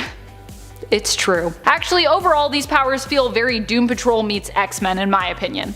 In this alternate story, when subjected to cosmic radiation, the FF get completely different powers than what each member has in main continuity. Johnny becomes a robot, Ben gets dragon-like wings, Reed is just a disembodied brain, admittedly not a very great power, and Sue ends up with the least original powers, getting Reed's old powers instead, the ability to stretch her body like Taffy or Silly Putty. Really, I feel like Sue always gets sort of like the worst part of these stories whenever she's in a What If. Hers are always so like quick or just so kinda lame, and I'm like, dang, why does an Invisible Woman get some cool stuff?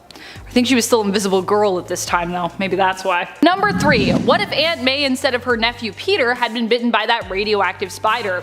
This story reimagines what would have happened if once again it was not Peter Parker who received the fateful radioactive spider bite, but instead was his elderly Aunt May. This is from a humor issue, so you know it's gonna be weird and you know it's gonna be great. And it is. Aunt May here ends up getting bit after realizing that Peter had left his lunch at home on the day he and his class were meant to visit the exhibit at the Science Institute. And if you're like, Amanda, it's not called the Science Institute. Seriously, if you go to this issue, that is what is written on the building in the Science Institute. Of what? We don't know. She successfully delivers the forgotten lunch to Peter, cottage cheese and mashed string beans, but ends up feeling unwell on her way home, and finds that she has developed superpowers. She makes her own costume, becoming Spider-Man, and ends up facing off in this story with the ridiculous villain, Leapfrog. Because that's just how it goes. Number 2. What if the Fantastic Four all had the stretching powers of Mr. Fantastic? Oh boy, I love this issue because we get 4 stories where we get to imagine what it would be like if multiple members of the FF shared basically the same powers. And in the one where they all get stretching powers, they just never end up becoming the Fantastic Four because their collective power is just considered, well, kinda lame. Sue in fact insists that they never let anyone know of their powers because she feels like, and I quote, a freak. Both Sue and Ben feel as though the stretching powers are ridiculous, monstrous, ugly, and dumb, while Reed and Johnny actually think they're pretty neat and even could be useful. Still, Sue and Ben's way of thinking wins out, so the Fantastic Four never become a superhero team. The end. Number 1. What if Thanos had changed Galactus into a human being? I really love this What If story personally. It comes to us from, once again, one of the humor issues of What If, so you know it's gonna be a riot. In this story, Thanos turns Galactus into a human being in order to defeat him, and Galactus ends up on Earth with no memory of who he was or is. He does, however, happen to look a lot like Elvis Presley, and even sings and plays like him too. He meets a woman named Gertrude who introduces him to the works of Presley, and Galactus is basically convinced that he must indeed be like an amnesiac version of Elvis Presley, returned from the dead. He goes on to have a successful music career, and when his memories are later restored by Adam Warlock, who also offers to return his power to him, he actually decides instead to stay on Earth and live out his life here as Elvis with Gertrude and her son Toby, which, I mean, fair enough. That sounds like a pretty good life. Number 10. Johnny becomes a living robot. We have talked about 1977's What If number 6. It's the one where the Fantastic Four have different powers. You know, where Reed becomes a brain and Ben Grimm gains dragon wings. That one. Sue Storm gets the most boring power, just taking on Reed Richards' stretching ability, but Johnny got a power that doesn't really make sense to me. Growing extra limbs or losing your body, minus your brain, and being human rubber doesn't really make sense either. But how the cosmic rays converted Johnny into a mechanical living robot with metal parts that calls himself Mandroid, I'll never know. Johnny is now forever a living robot and can control other forms of technology. He's also eternally a metal version of himself, which is honestly pretty good for a guy who loves his looks, because they'll never change. He's still a hothead though, so there's that. Number 9. WW2 Space Nick Fury. 1979's What If number 14 gives us a very different approach to history. Instead of World War II being fought in Europe, it is instead fought in space. In this alternate timeline, we discover interstellar travel much earlier in our history, and as such, the World War II we fight is more like Space Sector War, between Sector Alpha and Sector Beta in space. Don't ask me to define where those sectors are, I cannot. As this is still set at the same general time as regular WW2, some of these same characters are going to be involved, including the original Nick Fury and his Howling Commandos, new high-tech weaponry, fishbowl helmets, and aliens. It's a good bit of fun. We learn in the story that Admiral Von Strucker is actually working with the alien Axis powers to create a master race. So it seems we can master interstellar travel, but we still can't just accept each other's differences yet. Who put some reality in my comic book? Number 8. Thor, Herald of Galactus. Yes, the terrifying thought of someone as powerful as Thor becoming the Herald of Galactus is a strange thought, if only because it's so troubling. In this What If, Thor beats the ever-living heck out of the female Silver Surfer, who is the Herald of Galactus as he attacks Asgard, after she mortally wounds Sif. Seeing just how powerful Thor and his hammer are, Galactus stops the fight and offers Thor a place as his herald. Now, Thor initially says no, as we'd expect, and goes to keep fighting Galactus, but when the big purple dude points out that Asgard is in pretty bad shape, Thor takes one look, drops his hammer, and accepts.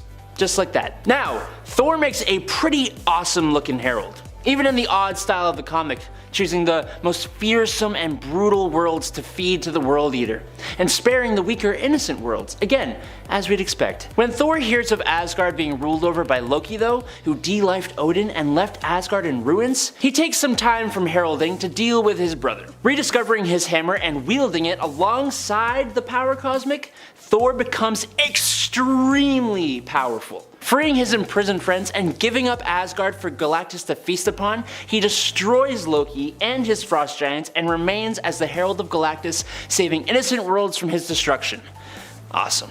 Number 7. Civil War Captain America. Honestly, I'm kind of a fan of this What If story, but it does have some strange moments and twists on characters you might not expect. For example, the story starts out with our Steve Rogers and Bucky Barnes time displaced to the Civil War era. Bucky is the commander of the regiment and he is not a good guy. Apart from being an unhealthy amount of racist, he has quite the lack of moral compass. Our Steve obviously starts out as his scrawny and less than impressive self, but with a heart that shines through as strong and good. After sustaining injuries from not following his commander's orders, he is recovering in a nearby Union camp tended to by a Private Wilson, taken in by the Shawnee at a young age. Sensing the goodness in his heart, Wilson bestows a kind of eagle animal spirit on Mr. Rogers that makes you on the outside whatever you are on the inside. And this happens just as Barnes stumbles upon their location. The power of the ritual blasts Barnes away, and when we see his face, he has become the White Skull, which, I mean, you could just call him Skull, because skulls are white, you know, but whatever. And Steve has become a mystical super soldier, wielding a shield and sporting a headdress. He goes on to save presidents and leaves a lasting legacy of Captain and General Americas that continues all the way to the modern day. It's pretty sweet. Number 6. Spider-Man Punisher. On Earth 71928, or the What If Peter Parker Became the Punisher story, Peter's life remained pretty much the same as Earth 616 Peter. That is, until Uncle Ben's life was drawn to a close, and in response, Peter dispatched the robber who did the deed. In a very Punisher-like decision, Peter decided to deal with crime from this point on by any means necessary, meaning he started de-lifing criminals. Peter tried to avoid this at first, trying to go his normal route, but since criminals are criminals, and they always come back, and he knows how much easier of a solution it is to just take them out Punisher style, he went full force into that lifestyle. The easy solution, in my opinion, is not the heroic solution, but hey, that's how it goes. He carried the blam blam that took out Uncle Ben's life, as well as other weaponry and multiple different types of ammunition. His suit also took a skull logo instead of the traditional spider logo. Not because they want him to look like the Punisher, but due to the fact that the spider that gave him his powers was a noble false widow, which has a cephalothorax that looks like a skull. That's the reason. Not because the Punisher. Stop.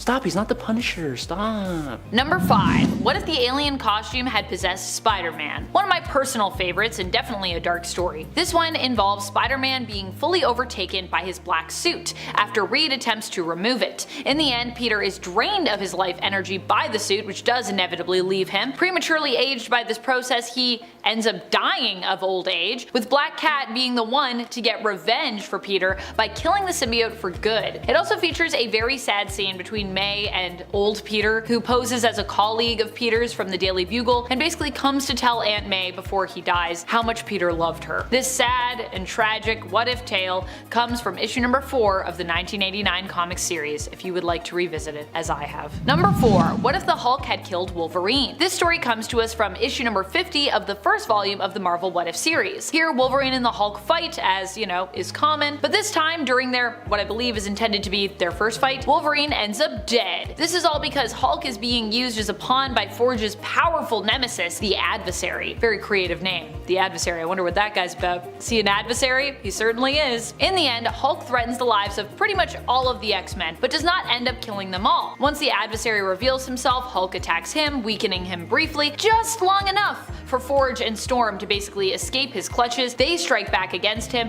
and with Forge managing to cast a spell to defeat the Adversary and basically seals the Adversary off in another realm, banishing him from their reality for good. Still, while there are survivors of this battle, when Hulk transforms back to Bruce Banner, Bruce is confronted with the fact that he has taken multiple lives during this rampage, and that pretty much breaks Bruce, so I would say this is pretty tragic. Number 3. What if the Punisher had killed Spider-Man? This comic has maybe one of the darkest endings around. In it, Punisher is tricked into killing Spider-Man. He's promised basically funds to help him in his fight against crime and those who took his family from him, and Frank is also made to believe that Spider-Man himself is a criminal and is not actually a hero. However, after killing Spider-Man, Frank learns the truth. He manages to track down the man who misguided him, the Jackal, aka Professor Miles Warren. He figures out that the Jackal is Warren, and insists that they wait for the cops instead of just, blowing Warren away. However, when the cops do arrive, it's revealed what Frank's real plan is here, to basically kill the Jackal in front of the cops and in return be killed by the cops, believing he deserves himself to be punished for what he did to poor Spider-Man. This all goes down in What If issue number 58 from the 1989 series. Does seem like a Frank solution to a problem where he blames himself for something. Number 2. What if Flash Thompson became Spider-Man? I was kind of thinking that maybe in this story, Flash,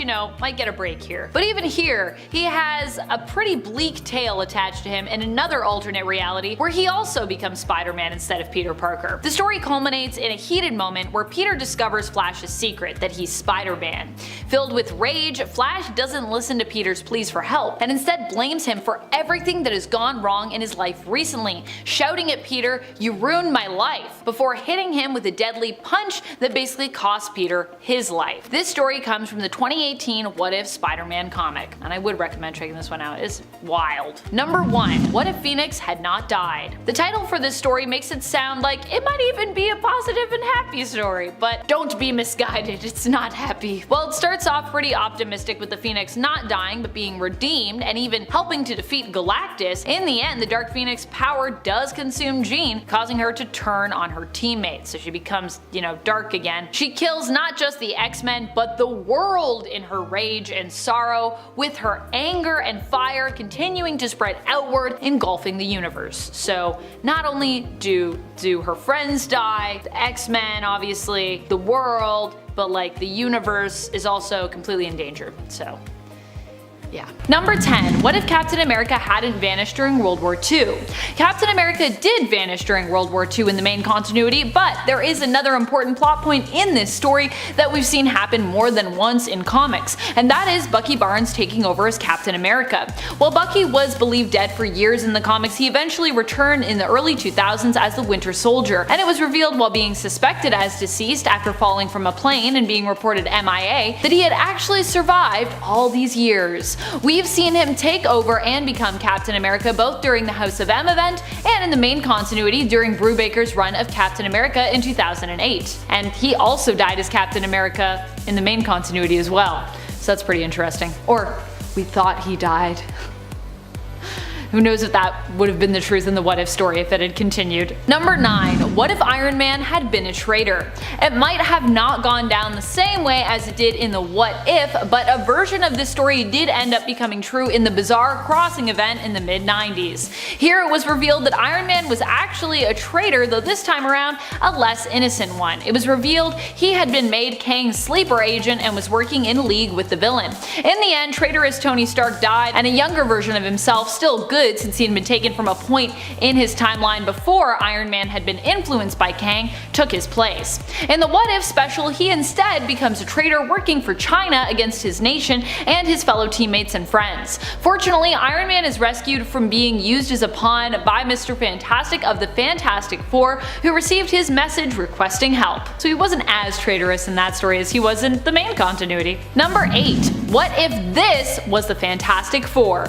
This was a story told as part of the Hero Initiative. Mike Wieringo had been working on the What If story before he suddenly passed away and had completed 7 pages of it. As such, the release date for the story was pushed back and it was utilized as a tribute for the amazing artist. The story is kind of an interesting special case where the What If was actually inspired by a true story that came before it from the main continuity, between issues 347 to 349 of the Fantastic Four series. The alternate team comprised of the Hulk as Joe Fixit, Spider-Man, Wolverine, and Danny Ketch as Ghost Rider stepped in to replace the Fantastic Four after they were tricked into believing most of the original team had actually perished by a Skrull who was posing as the Invisible Woman. I think it was Delilah. I think that's how we still say her name. It's like D apostrophe.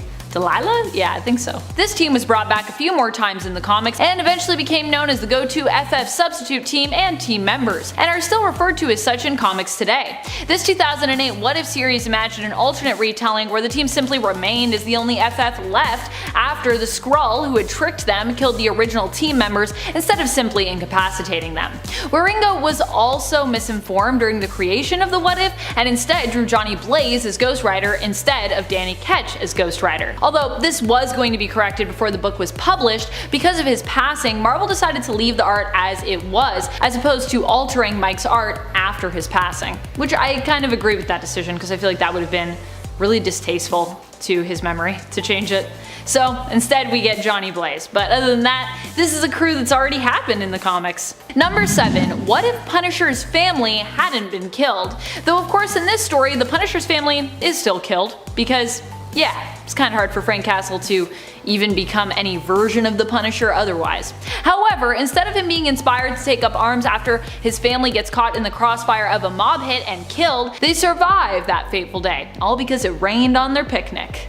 Whew, that's some lucky rain. Frank becomes inspired to join the force and become a police officer. However, when offered a bribe, he reports the incident to his captain, hoping to book the crooks who are paying off the cops to look the other way. In the end, it's revealed that even his captain is part of this scheme, and he and his family are still targeted, but this time by some dirty cops. He survives, however, and becomes the Punisher. While this story does not make its way into the main continuity of Earth 616, this was basically verbatim the backstory used for the Ultimate Punisher from the kind of main continuity adjacent Earth of 1610. After all, there was a time when Ultimate was so big it was like basically an alternate main continuity. Number 6. What if Jessica Jones had joined the Avengers? Not surprisingly, this story was written by Brian Michael Bendis. In the What If, we get to see a hypothetical world where Jessica Jones is offered a spot on the Avengers shortly after she attacked them after being mind controlled by the Purple Man, Kilgrave. Here, she joins the team and ends up marrying Captain America. In reality, aka the main continuity, Jessica Jones would end up joining the new Avengers alongside her husband on her 616, Luke Cage, 6 years later in terms of the comic's release date, joining up with the team in 2010's New Avengers run in issue number 1. Can you guess who the writer was for that issue? Yep, Brian Michael Bendis. Brian Michael Bendis' New Avengers. I like that though. I like Jessica Jones on the Avengers. I think that's cool. Number 5. What if the Man, the Monster? This is actually one of the scariest ones for me in my opinion. This story was such an intense story that we didn't even get an introduction from the Watcher Uada. Here we have a story where the roles are reversed between Bruce and the Hulk, where Bruce is the monster and the Hulk, or Starman as he's known here, is the sensitive, compassionate one. Here Bruce Banner is a colonel who marries marries Betty only to mistreat her after being traumatized from years of being mistreated by his own father and witnessing the cruelty his father doled out to his mother. The gamma radiation does split Banner into two beings here, transforming him into another creature with immense power, but this creature is the side of him that actually represents the compassionate side of this trauma, the side who wants to protect, not hurt, whereas Bruce Banner himself becomes the malicious monster. We hear this story from Betty's perspective, who ends up trying to speak out on the way Bruce has treated her, only to have her father not even believe her and send her back to Bruce once she's left, and to later have her confession to Doc Samson manipulated by Colonel Banner, causing her to end up getting sent to a mental institution. Also, I'm not sure what's happening in this last panel of this comic, if it's just like she doesn't know that they're about to come get her and take her away, or if she's there and she's just like, it's fine that I'm here. I'm gonna assume it's the first one, because otherwise that's a really weird way to end that story. Number 4. What if Legion had killed Xavier and Magneto? Just imagine how messed up Age of Apocalypse would be, but also you don't have to, because the story's gonna do it for you. Thank you, What If. As always, when things get this bad, we have Nate to save the day. Nate Summers believes he can band together his own team of the few heroes left alive after Apocalypse's unopposed rise to take down Apocalypse and even travel back to the past to make things right. Silly Nate Summers. Instead, this only results in Captain America and Wolverine. Wolverine's hair here, by the way, is the real horror show of this story, opposing Nate's plan once it is revealed. Seeing Nate in Apocalypse's armor after Nate has defeated Apocalypse causes them to believe that Nate is trying to kind of take the place of Apocalypse and in essence become a new kind of tyrant, but a tyrant all the same. As Nate uses the Eye of Agamotto and Molecule Man to travel back in time to what he doesn't know is an alternate reality's past, Captain America, armed with Thor's hammer, sends a bolt of lightning after him that kills thousands in that past, setting in motion the apocalypse once more. Number 3. What if Danger became a bride of Ultron? I like how the title is a bride, even though in this reality Danger becomes like the ultimate bride of Ultron. A bride, as though in this reality Ultron is like multiple brides. I feel like that never works out for him, to be honest. But either way, this gives Ultron what he has always truly desired. That sweet, sweet love connection. I mean, completion. Yes. Completion. That's what he's looking for. After Danger rebels against the X-Men seeking revenge basically for years of being used and trapped as their danger room with no one acknowledging her sentience, Ultron hears her calling out, senses her, and leaves his creation Victor, destroying him in order to find her. The two come together, and as a wedding present, Ultron gives Danger her father, Professor X, helpless against the technology as his telepathic powers don't work on them. Ultron has him crushed and killed. The story ends with Danger and Ultron soaring off to bring havoc to the universe, flying through space on their creepy mishmashed Sentinel child. It's like a scary story, but it's also a romance story at the same time. Number 2. What if Wolverine was never deprogrammed? This is a pretty scary and gruesome one, I'm not gonna lie.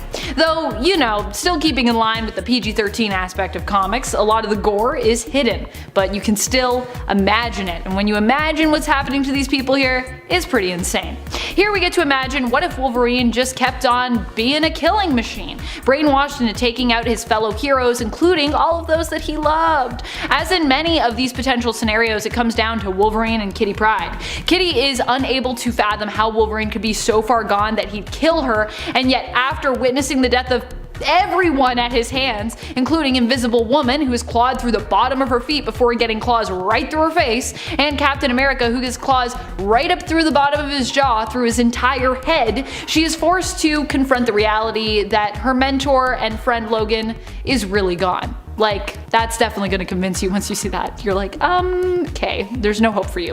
In the end, she sacrifices her hand, and it's implied her life in killing Wolverine. She phases her hand through his head, turning it solid, and then letting go as Wolverine instinctively slices off her arm, preventing his body from being unable to heal due to the hand lodged in his brain. That'll definitely prevent someone from healing. I don't even want to think about how you try to do that. How do you function with a hand in your brain? I ask you. Number 1. What if Spider-Man had rejected the spider?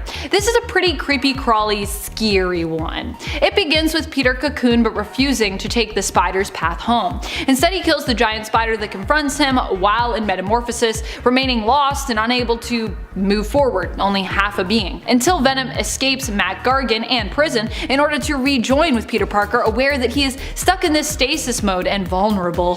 Venom bonds with the Cocoon and after months of battling with Peter inside is eventually reborn as a new being who goes by the name Poison. Half Peter, half Venom symbiote, permanently bonded. Poison confronts Mary Jane at the Avengers mansion, but after horrifically attacking her, Aunt May, Wolverine, and Luke Cage, and being spurned by her, disappears, resurrecting his first love, Gwen Stacy, and likely planning to turn her into his monstrous bride. Also, there's a weird thing that happens in that story where that poison basically pierces Luke Cage's skin, and then he's like, haha, even I can pierce your stone skin because I'm sharp enough, and I was like, wait, what just happened? Doesn't really make a lot of sense. But other than that, it's all pretty good, I think. Number 10. What if the X-Men had lost Inferno? This very chaotic and fire-filled demon horde-infested story comes to us from What If Volume 2, issue number 6. And we are starting it off hot, friends. This is quite a dark story. Here we get to imagine what the fate of the world would have been like had the X-Men failed in defeating Madeline Pryor during the events of Inferno.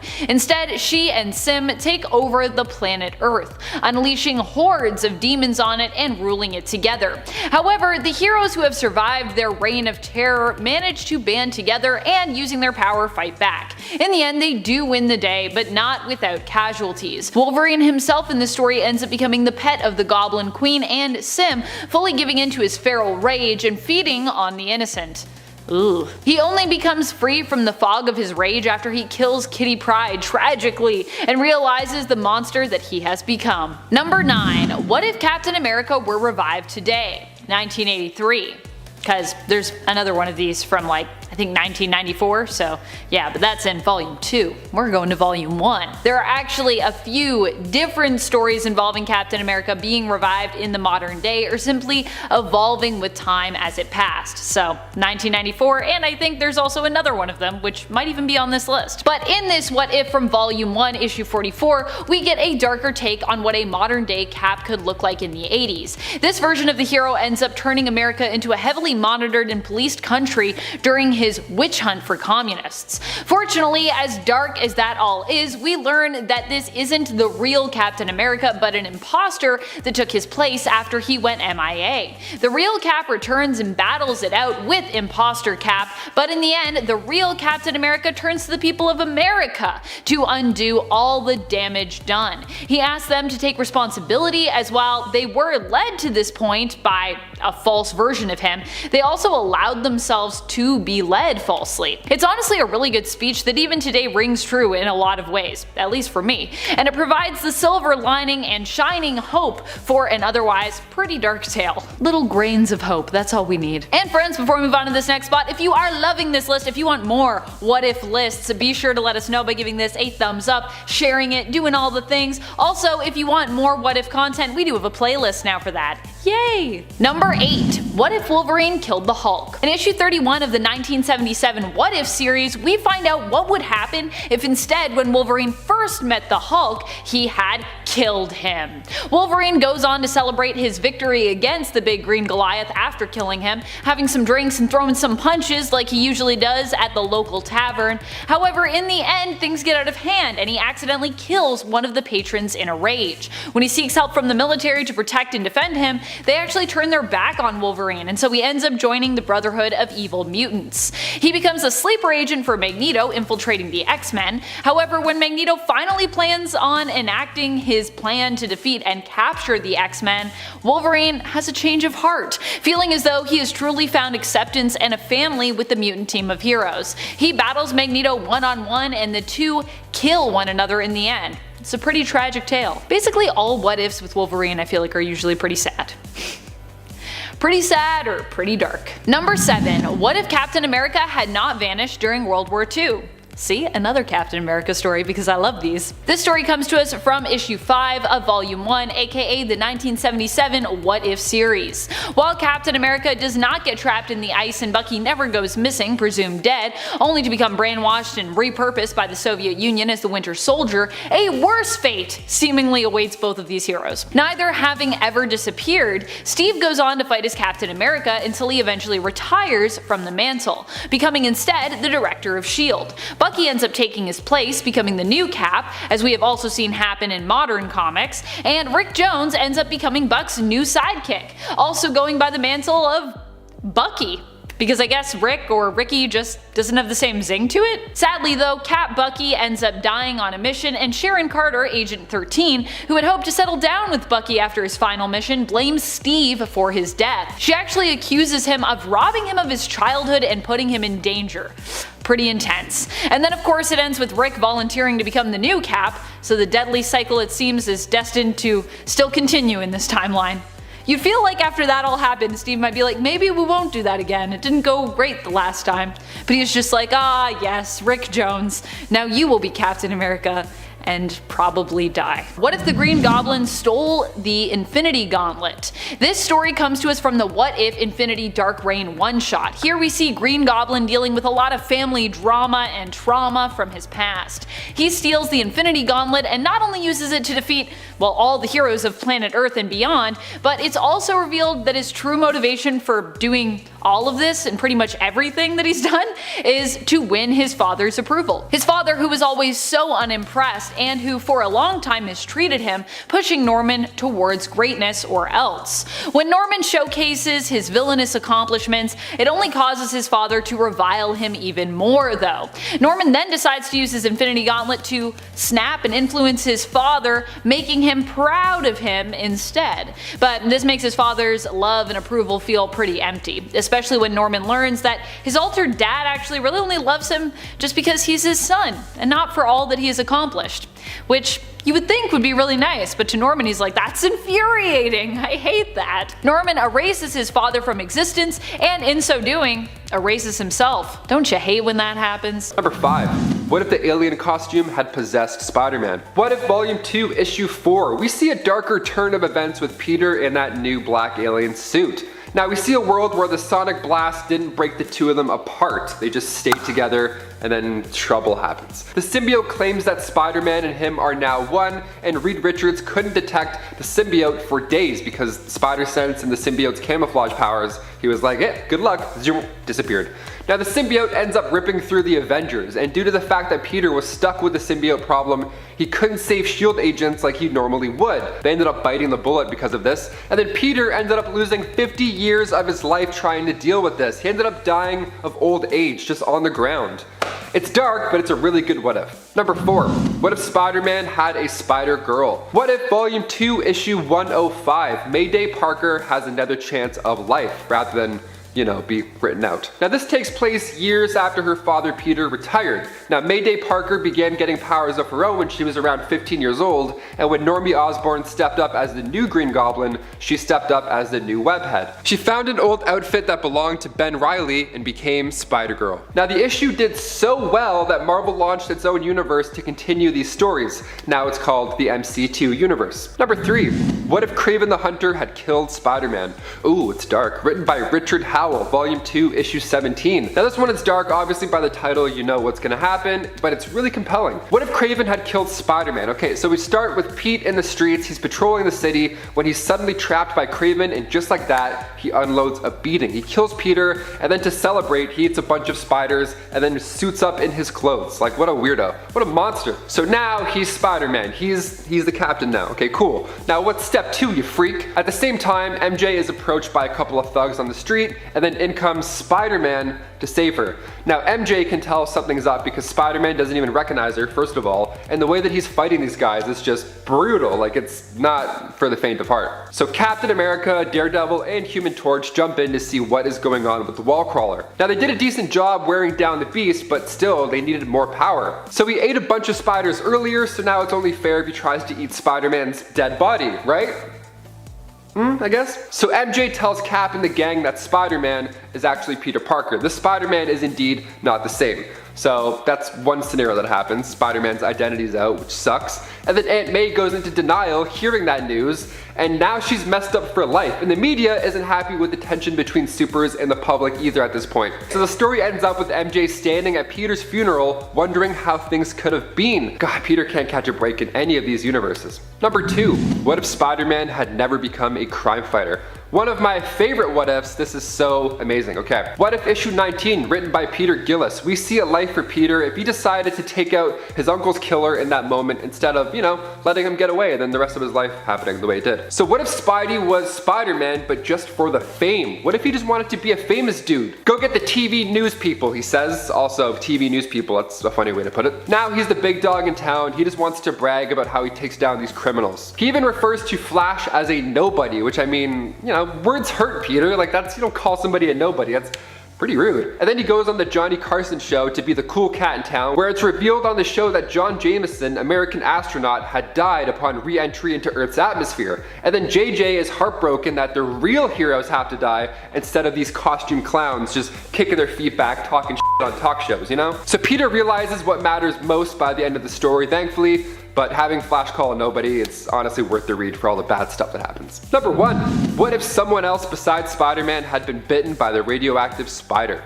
Okay, this one is jam-packed. We have 3 different scenarios to enjoy, and this is one that I definitely left this one for number 1 for a reason. It's so good. I mean, first of all, like I said earlier, who wouldn't want to be Spider-Man? You probably imagined it to yourself when I said it. What would you do if you were Spider-Man? Would you go for the fame? Would you kind of lay low? Would you take out criminals in like a cool way? Would you tell your family? Would you make a Twitter? Would you I am Iron Man it and just tell everybody? Well, in What If Volume 1, Issue 7, back in the late 70s, we see Flash Thompson, Betty Brant, and John Jameson all get their shot at being the web slinger, and it's way harder than I thought it was gonna be. So Flash gets bit and he teaches a bad driver a lesson, and he's maybe a little bit too harsh, not gonna lie. And then he decides, oh, you know what, I'm pretty good at fighting people, I'm gonna take a crack at professional wrestling. But due to his super strength, he accidentally kills a guy doing this. The Vulture has an easy time taking him on as well, so it's not really the best in any scenario. And then Betty Brant is now up next. Now her costume is pretty sweet. It makes for great photo shoots, apparently. But while she was making TikToks, she ran out of web fluid, and when a thief ran by and got away, she had no web stuff. She couldn't do anything. She was like, I used my powers. I'm out for the day. See ya. And that thief was the one who took Uncle Ben's life. And then next up is JJ's son, John Jameson. While his outfit was pretty on point, his judgment was not. He wasn't good at the superhero life, and he died trying to stop a space shuttle from crashing. So we like ending on fun notes here at Top 10 Nerd. At number 10, we have Benjamin Grimm with dragon wings. In What If number 6, the question is posed, what if the Fantastic Four had different superpowers? And the answer is that things get very weird. Basically, instead of taking the form of the Thing, Benjamin Grimm's powers are reduced, or ameliorated, I guess, to basically just 2 giant dragon wings on his back. He decides that he wants to be known by citizens as Dragonfly, which just proves that as long as you've got powers, people are gonna celebrate you no matter what. Someone even feels his wing and says, hey, I'm touching his wing, and it's kind of cold, which is bizarre to me because it adds that little extra bit of detail that I don't think I needed while reading this one. The other heroes get their own makeovers as well, and I'm covering another one later on in this list, but just seeing a shirtless Ben Grimm flying around with purple scaly wings made me think, well, I just needed to put him on the list. At number 9, we have Medieval Iron Man. In this What If, the question is asked, what if Iron Man was trapped in the time of King Arthur? So, Iron Man is basically the same as he's always been, except what I find super weird in this issue is that he so brutally outmatches everyone in the medieval era, but doesn't hold back at all. I mean, just on the cover, you see him blasting his futuristic energy blast into a crowd of helpless soldiers as they're screaming for their lives. I don't know what gets into Iron Man in this issue that makes him think that he's in any moral position to be dropping into the medieval times and dominating the combat game, but that's just how this one plays out, and honestly, it's great. It's a weird portrayal of Iron Man given the context of the story, but it's honestly a pretty cool what if that I recommend checking out. At number 8 is The Watcher as a stand-up comedian. I know he's not really a superhero, but I'd argue that he's more good than bad, and he's surely got powers, so he's on the list. In this one, the Watcher asks a bunch of different what if questions, one being, haven't you always wondered what would happen if the Watcher was a stand-up comedian? Not really, but okay, let's see what he's got. Basically, this issue delves into some pretty bizarre artwork and poses a bunch of different questions in a row. I suppose these are the comedic premises that the Watcher is throwing at us as a stand-up comedian. Such riveting humor as, what if the Hulk were yellow? And what if the Thing were blue? And who could forget, what if the Invisible Girl dyed her hair? Okay, that one's pretty funny. But this one just struck me as very bizarre. Although I think that was the goal of this issue and probably all of the what if issues, so mission accomplished, I guess. At number 7, we have Magneto. This is a very niche one, and I'll give you $1 if you can pause the video now and guess where this character makes her first and only appearance. Okay, Magneto is a mean little girl with a Venom shirt, and she appears on a gag splash page in What If issue number 100. Called Wolverwimp. Wolverwimp was covered in the first part of this video on the channel. It's basically Wolverine with styrofoam bones. But on the cover right next to him, we're not quite sure who Magneto is or what she symbolizes, but it's suggested that she may have some powers of her own, possibly similar to those of the popular anti-hero Magneto. Even though she's mean, it's arguable that she'd be considered a superhero if her story was given some more airtime. If she was meant to be the Magneto of this hypothetical storyline, we just hope she would take on the hero status that Magneto currently flaunts. I don't know. Comment below what you think Magneto's powers would be if she was given a proper issue. At number 6 is Rockstar Black Bolt. In this what if issue, a bunch of different questions are asked in the same comic, and each one gets a short exploration of what would happen. In the case of Black Bolt becoming a rock star, his voice would naturally dismantle the structure of the arena he was singing at, and probably beyond. Along with his band, the Inhumans, this image is just so weird to picture for some reason. Not the crumbling environment, but just the image of Black Bolt screaming his soul out into the microphone, singing none other than a Rolling Stones song. I suppose all these what ifs are gonna give us weird new perspectives of the characters we know doing things they don't normally do, but for some reason this one just gave me a weird vibe. Maybe it's that one panel where he's screaming into the mic with his tongue out. Number 5, Ghost Rider. Honestly, not even sure how this makes sense, but in this what if comic, Marvel, the comic company, exists as a comic book company that writes all the same comics it normally would, including comic books about Ghost Rider Robbie Reyes, who also happens to be an intern at Marvel in this story, but is also still Ghost Rider. Look, I never said that these things had to make sense, okay? What is honestly even weirder is that the studios of Marvel are being visited by this Nordic death metal band called Hassenwald from Latveria, who have fun clubs all over the world, including in Wakanda. Oh, and they also have been accused of witchcraft, church burning, and eating people. It turns out to all be true, as while they are visiting Marvel, they sacrifice the donkey who runs the printing press and use its blood to create possessed Ghost Rider comics that turn the world into a hellscape, making them the ultimate rulers of it using the power of the old gods to do so. Now, Robbie Reyes is trapped in this hellscape world where Hassenwald has dispatched the Marvel Universe and he needs to save it. Number 4, Magneto in cyberspace. From one utterly bonkers story to another. At least this one's a bit better. In What If X-Men, we have a really strange alternate world. A post-apocalyptic one, but one that's gone completely digital, and humanity's mutations lie in their internet connection rather than in their DNA, with mutants having the EXE gene instead of the X gene. This issue follows two very different versions of Domino and Cable as they are tasked by Xavier to rescue Eric, aka Magneto, a digital entrepreneur taken hostage. Except he isn't a good guy. Surprise. No, he's actually masterminding a whole digital coup, but using his powers and Domino, Xavier connects to Eric, takes over his body and mind, and erases him from cyber existence. At least that's what I gathered when I was reading it. I really have no idea what the heck is happening here. It's really strange, but you should definitely check it out. Number 3, Iron Man the Traitor? In one of the first ever what ifs, when Iron Man is famously captured and forced to create weapons, he still creates the Iron Man armor, but the change comes when instead of booting up and busting his way out of there, he is held captive. The boot up sequence takes too long, and Jensen's sacrifice doesn't buy him enough time. Tony is found and restrained before he can do anything. Now that he has been found and this new weapon, the Iron Man armor, is discovered, the leader of the terror organization, Chen Lu, plants a device in the arc reactor that keeps Tony alive that allows him to shut it off remotely if Tony doesn't do what they say. And he implants a communication device in Tony's skull so that Chen Lu can spy on and control Tony. Then he lets him be discovered and he goes back to being like normal Tony Stark. But thanks to the fact that he can now control Tony, he forces him to become a hero, like he would have anyways, gain the trust of the superhero community, and then learn secrets pertaining to S.H.I.E.L.D. But it's once Tony is ordered to dispatch Reed Richards and goes to complete the mission that it's revealed that Tony had been recording a tape by speaking incredibly slowly, and he sent that tape to Reed, who, when he played it at a faster speed, learned of the situation Iron Man was in. So once their fight began, Iron Man eventually got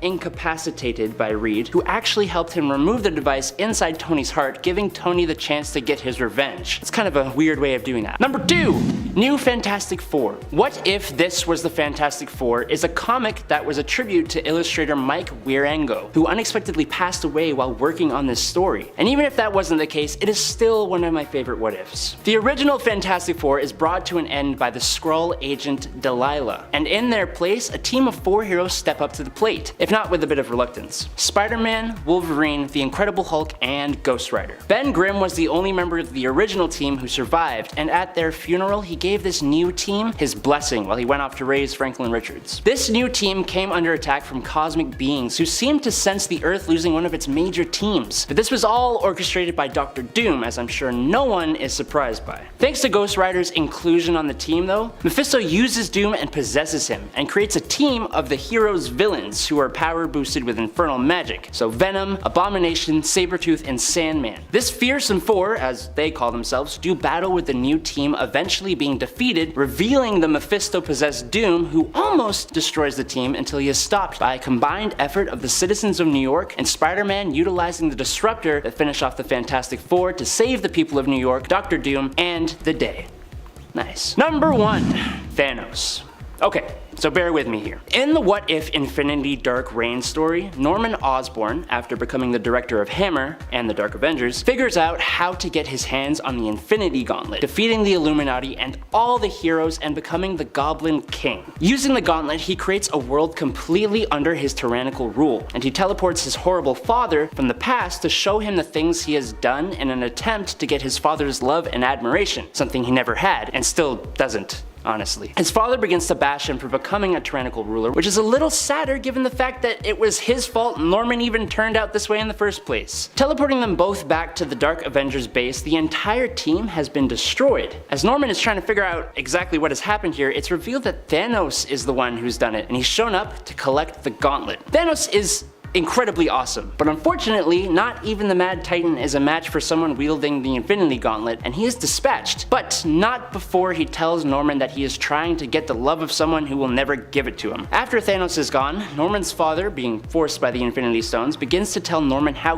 great he is, and Norman loses his mind, wiping his father from all existence, all time, and all space, which was dumb, because now Norman Osborn's existence is a paradox, and he and this world he created fade into emptiness. So yes, Thanos is the hero here in a very weird roundabout way. Number 10. What if Loki had found... What if Vision of the Avengers conquered the world? Time to answer that burning question you always wanted answered. What if Vision of the Avengers had conquered the world? No? Did no one need this question answered? Well, too bad, because you're getting an answer. Vision is a supremely intelligent android, so if you're thinking this will probably end well for Earth, you're not completely wrong. Vision ruling does bring about peace and an end to poverty and hunger initially, but he also places Earth and its heroes in an intergalactic war where they are forced to take on the Skrull and the Kree. And in the end, he's also responsible for the decline of civilization somewhat when humans rebel against his rule and take out New York City in an attempt to harm Vision, as his mainframe is stored there. When this fails and also eliminates millions of innocent lives as well as most of the superhero community, the humans turn on technology and evolve into further anarchy and chaos. Yikes. So basically, we shouldn't let Vision rule the Earth. That's the moral of the story. it's not gonna end well, probably. Number 4. What if Prince Namor of Atlantis grew up on land? I feel like a lot of the other heroes and teams that were highlighted in this early 2000s batch of what ifs got much more interesting concepts thrown their way. The answer to this what if is likely just what you imagine. Namor is kind of just less impressive. It starts off after Namor gets teased for being unable to swim. A Namor that can't swim. Yeah. Although I do feel bad for him getting teased, but still, I was like, wow, this is the reality we're in. He still ends up fighting alongside the allies and heroes of World War II, but without the power of Atlantis at his back, as he turns away from his heritage, instead choosing to ally himself with the land dwellers, instead of oppose them. In the end, however, when he's ordered to blow up his people because of their proximity to the enemy, he refuses, and does end up returning to Atlantis, but too late, as his people still end up getting blown up in the crossfire. Like most what-ifs, Namor is left returning to the man we know him to be, the avenging son of his people and of the sea. It's like swimming, and he's like, I can swim now, and also I'm gonna avenge these people that died. Not Atlantis, no. Number 3. What if Captain America were revived today? This story is both weird and amazing. Also, I believe there are 2 versions of it, so to clarify, the one we're talking about here is from the 77 What If series, issue number 44. This story imagines what if we got the fake Cap before we got the real Cap. If you don't know that story, it comes from a retcon where Marvel chose to explain away the fact that Cap was supposedly around during the time we later said he was frozen. The retcon goes that the Cap and Bucky we saw after the original pair's disappearance at the end of World War II were actually fakes, who were driven mad from exposure to the super soldier serum, which obviously didn't work as well as it had with the original Cap. The fake Cap being revived first revealed just how intense he was when he started going after people he deemed communists and insisting that certain Americans, such as the youth and minorities, were far too divided and should be more patriotic. Fortunately, we come to the present day where the real Captain America is revived, he takes on the imposter, and we get a pretty sweet cap-on-cap fight where the real Captain America actually tells the imposter that the USA only needs him as a reminder of basically how not to be. He goes on to speak to the people after defeating the crazed imposter that he told you that Americans were the greatest people, that America could be refined like silver, could have the impurities hammered out of it and shine more brightly. He went on about how precious America was, how you needed to make sure it remained great, and he told you anything was justified to preserve that great treasure, that pearl of great price that is America. While I say America is nothing without its ideals, its commitment to the freedom of all men, America is a piece of trash. He goes on to remind people it's not the flag they should fight for, but the freedom that makes this nation and its people great, and reminds people that they need to work to protect those freedoms for all Americans, not sacrifice them for the promise of greatness. It's also just like, it's a weird issue and it's a great issue. That speech at the end is like, it's beautiful. You should all read it. It's pretty great. Number 2. What if Betty Brant was bitten by the radioactive spider instead? This is the second tale in the what if someone else besides Spider-Man had been bitten by the radioactive spider issue. You might know about Flash and John Jameson, but do you remember Betty's story from this one, wedged in between the stories belonging to those 2 gents? It is actually super ridiculous. Betty faints when she is bitten because she actually can't stand spiders, and they make her queasy. Her powers surface while she's off to coffee with Peter and smashes the table in a rage while talking about her infuriating boss, JJ. It also features one of the most ridiculous Spider-Woman costumes I have ever seen. It's so ridiculous, oh my goodness. Number 1. What if the original Marvel Bullpen had become the Fantastic Four? Yep, this what if story is pretty crazy, and it imagines what the Fantastic Four might be like if some of the original Marvel staff were transformed by cosmic radio waves into the FF themselves. It features Stan Lee as Mr. Fantastic, Sol Brodsky as the Human Torch, appropriate considering his first name, Jack Kirby with almost pinkish or purple-hued hair in this issue as the Thing, and finally fabulous Flo Steinberg as the Invisible Woman. It all happens after the team receives a gift from a mysteriously glossy-eyed fan. It turns out the gift is some kind of contraption that the team thinks is a radio, but then it seems to blast them with a bunch of superpower-granting cosmic rays, or their radio equivalent. The story sees the Marvel staff FF crossing paths with Namor and even taking on Skrulls. Kicking off the list at number 10, what if the Fantastic Four had not gained their superpowers? Okay, the Fantastic Four, the FF, they got their powers when they were on a space mission, and all of a sudden cosmic radiation entered the chat. Powers were given to them all at the same time, each obtaining a hint of the elements. But what if this space mission didn't go south? What if that cosmic storm didn't get past the spaceship's shielding? Well, afterwards, the rocket group, that's what they're called after, becomes the highest ranking space industry, so even without powers, they're still awesome. But when Mole Man's monsters come along to attack, the team still comes out on top because science always wins. And before we continue on with this list, if you want to go ahead and give this video a thumbs up, that would be so great. It helps the channel out a lot. Or if you want to hit subscribe, our faces will pop up on your feed. How lovely is that?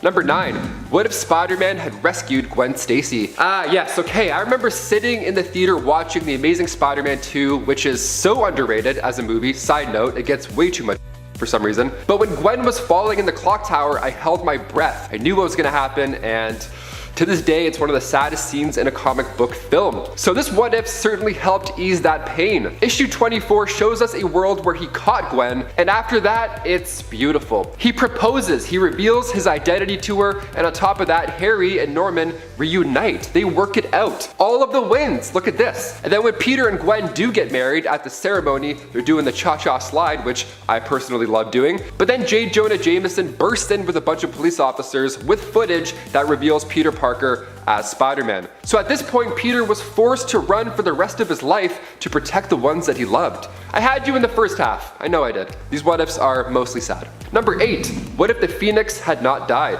Issue 27 of What If again shows us a brighter future. Well, at least it starts that way. In this alternate reality, Jean didn't die. She was actually reborn again, and then when the X-Men have to take on Galactus and Terex in the Shi'ar Galaxy, she uses that Phoenix Force to get the job done. She puts an end to Galactus, which sounds great on paper, but the Phoenix Force starts to amplify and get a little bit more and more out of control. So she accidentally destroyed a small star and other asteroids, and when she returns to the X-Mansion, she's now in hot water for destroying yet another star. Shadowcat is not pleased, so Jean turns into the Dark Phoenix and takes out Shadowcat, and Polaris, and Cyclops, and also planet Earth, and then shortly after consumes the universe. That escalated quickly, wow. Number 7, what if the Punisher was a hall monitor? Dipping into a more comedic side of things because the last two were just straight tragic, the Punisher as a hall monitor, short and sweet, and it couldn't get any better. He's watching the halls in a quiet, generic grade school in a typical town in USA. You can find this in volume 2, issue 34. It's pretty intense. I mean, it goes for the comedic take, but Frank Castle being Frank Castle in front of any children, that's a nightmare. They thought they were off the hook at the beginning of the issue. The kids reiterate the fact that the Hulk is no longer watching these halls, so they're fine. So once the Punisher sends them to the principal's office after getting caught, the last panel we see is the Hulk in the principal's chair now. It's a short one, but the idea is actually terrifying and hilarious all at the same time. Poor kids. I thought my principal was scary. I thought Mr. Hubert was scary. No, the Hulk is a bit more scary. A bit, just a little bit. Number 6, what if the Beast and the Thing continued to mutate? Volume 1, issue 37. When the Thing is being mutated from Virus X in the normal timeline, Captain America tells him about MODOK's base, but in this tale, the Thing takes off before he gets a chance to do so. So Captain America and Giant Man raid MODOK's base on their own, then they get the antidote that Bill can now use to cure his cancer. Ben reaches this point when he's evolving, and he ends up releasing all of this cosmic energy that 1, cured himself of Virus X, and 2, cured Alicia's blindness. Double win. Yes. Grimm is happy with the family, and the newly cured Giant Man takes Ben's spot on the Fantastic Four. It's good. This is a good one. We got one. Nice. Number 5, what if Ben Parker's nephew was Galactus? I love this story. This is a humorous what if story included in issue 3 of volume 2 of the What If series. In this story, we find out what would have happened if Uncle Ben's nephew was Galactus instead of Peter. Galactus arrives home to find out that his Uncle Ben has been murdered, but he refuses to accept this, mourning the death of his uncle, who gave him his very first microscope. Oh no. With a mere thought, he vaporizes his uncle's murderer, reducing him to protoplasmic slime. Then he uses the power cosmic to restore his uncle to full health, even giving him powers and turning him into a Silver Surfer version of himself. Silver Uncle Ben? The story has a happy ending with Aunt May satiating her nephew's hunger with a very hefty helping of wheat cakes. Oh, it's so great. It's so wholesome. Number 4. What if Wolverine had lived during the age of Conan the Barbarian? Or more specifically, what if Wolverine had fallen through a portal and ended up in the age of Conan the Barbarian and then lived on there? Yeah. This is what happens here, and of course, because this is what this story was always meant to be about, Wolverine and Conan end up going head to head, because we all know this is really a what if Wolverine and Conan fought each other story. In the end, Wolverine falls for Red Sonja because redheads, and Conan also ends up falling for Jean because redheads, after he falls back through a portal that sends him to Wolverine's time by accident. All in all, Conan ends up getting pretty messed up here, losing his hand, and then when he does return to Wolverine's time, without Logan's presence, Jean ends up going full Dark Phoenix and basically destroys the universe. Meanwhile, it's a happy ending for Wolverine, who stays in Conan's age and ends up with Red Sonja. What a strange but fantastic adventure. You can check this one out in issue 16 of the second What If volume, starting in 1989. Number 3. What if Spider-Man married Black Widow? This one is another one-panel story brought to us in Volume 1's jam-packed humor issue, issue 34. Here we see a one-panel story that answers the question, what if Black Widow and Spider-Man ended up getting married? This is also just a strange question to pose, as these two, well, they don't have a ton of interaction in the comics, and they've never really been known to have any kind of long-lasting romance that could potentially lead to wedding bells. However, there could be a reason for that, it turns out. The What If uses a bit of wordplay for this scenario, implying that because Natasha is a Black Widow, she would end up eating Spider-Man. After all, that is what Black Widows try to do, in nature that is. I don't know if Black Widow could actually catch Spider-Man in the comics. I feel like he might be a little too fast, and he's also got a Spidey sense, but whatever, it's just a fun what if story, so taking it way too seriously. Number 2. What if the original Marvel Bullpen had become the Fantastic Four? In this what if, we get to imagine what it would be like if the original Marvel Bullpen had become the FF in real life, each being given their own superpowers matching the actual Fantastic Four team. Stan Lee, as such, becomes Mr. Fantastic, Flo Steinberg becomes Invisible Woman, or Invisible Girl as she was still known then, Sol Brodsky becomes the Human Torch, and Jack Kirby becomes the ever-loving Thing. The story is crazy over the top, and it doesn't seem to paint any of them in too kind of a light, to be honest, with the staff being transformed by a mysterious device delivered to the office, sent courtesy of the S people. But who are the S people? They end up becoming even more famous than their comic book counterparts, the original Fantastic Four, and eventually ask Prince Namor for help. They don't get turned back into their normal selves, but they do uncover the mystery of who the S people are. Any guesses? S, it turns out, stands for Skrull. Surprise. I mean, I was kind of surprised by that, because I was like, what starts with an S? And for some reason, Skrull did not come to my mind. Not reading a lot of Skrull stuff lately, obviously. Number 1. What if you were the Red Skull? I get the idea of what if you were Spider-Man, but what if you were the Red Skull? I mean, out of all the villains to pick, that is certainly a weird one to include here, Marvel. I did not see that coming. This story is also featured in issue 34 of the 1989 volume of What If, right under Spider-Man. Now, I see what they were trying to do, give you the option of a what if you were a hero or what if you were a villain, because, you know, that seems kind of fair. But I mean, given Red Skull's history, it just seems like a weird one to include, when you could have picked, I don't know, a bunch of any other villains that exist that people might want to be more. Like, what about Doctor Doom or Green Goblin, which would make sense with Spidey, or even sometimes villain, sometimes hero, all-time thief, Black Cat. I mean, I would want to be Black Cat. Wouldn't you want to be Black Cat? She's so cool. Number 10. Dr. Murrow. The interesting thing too about Dr. Murrow is that some spelling for this character is like Dr. Morrow, but if you actually look at the comic itself, it's Murrow with a U, so I believe it's Murrow with a U, but if you say Morrow and I say Murrow, that's also fine. I'm not gonna come for you. Dr. Murrow appears in the What If issue number 11 from the 1997 series. Here we answer the question, what if the Marvel Bullpen had been transformed into the Fantastic Four? Being from a different time period, there are definitely some extremely sexist tones in this issue. A lot of it aimed, sadly, at fabulous Flo Steinberg, who stands in for Invisible Woman. But another ridiculous aspect of this issue, aside from that more serious one, are some of the villains that we see the Bullpen version of the FF face off against. Like their first villain, Dr. Murrow. Dr. Murrow's island was the one that they planned on visiting before they were delivered some fan mail. Upon opening it up, they found a mysterious radio-like device which transformed them into the Fantastic Four, granting them powers after they were exposed to cosmic rays that the device emitted. Turns out that this was all part of a Skrull plot, which we find out later in the issue, and that Dr. Murrow was also a victim of a similar device. Oh no! But even with that, Why did he attack them when they got to his island? Why is he a villain in all this? Why is he one of the first villains we run into? Did the transformation like make him, I don't know, just really mad or something? Or violent? The reality is they probably just wanted to start the issue off with a good fight and a bit of mystery, but still Murrow ends up being a pretty bizarre villain because of this. Because there's things that just aren't explained here. Oh well, I'm willing to come along for this strange ride in any what if. Number 9. Disappointed Loki. In the What If story, What If the Hulk Had the Brain of Bruce Banner, we get to see what would happen if the Hulk had kept Banner's wits and then ran into Loki's illusion, you know, with the train tracks and such. Turns out this version of the Hulk was too smart to fall for Loki's trap. Seeing the TNT on the train tracks, but believing it to be an illusion, meant that he would never be put onto a collision course with the Avengers and therefore would never join that team. Instead, Loki ends up disappointed, and Banner goes on to fight against Galactus, joining with Professor X and Reed Richards to create the new and extremely powerful uni-being of X-Man. Poor Loki though, he's like, but I set this trap in. Alright.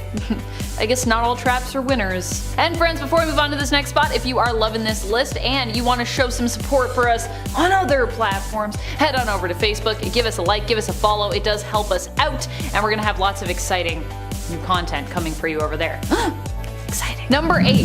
Fake Captain America. Both weird and great in a lot of ways. Fake Captain America was William Burnside. Now, while William Burnside does exist in the 616 universe, where he was a well-meaning Captain America imposter driven mad by improper use of the super soldier serum, in the What If reality of Earth 84444, he ended up becoming obsessed with communists, paranoid that they could be lurking around every corner, which is kind of what happened in the main continuity, but in this one, he's less like, oh no, it's just the super soldier serum, and more like he made some conscious choices here. Modeling America into less of a democracy under the name of Captain America, Burnside would be beaten back by the real Captain America, who in this story doesn't resurface until 1984, which means that Burnside has a lot of time to basically do harm to the American image and the influence of the nation's people. This warning story and the speech the real Cap gives at the end are both still pretty relevant today, which is why this is like a great issue,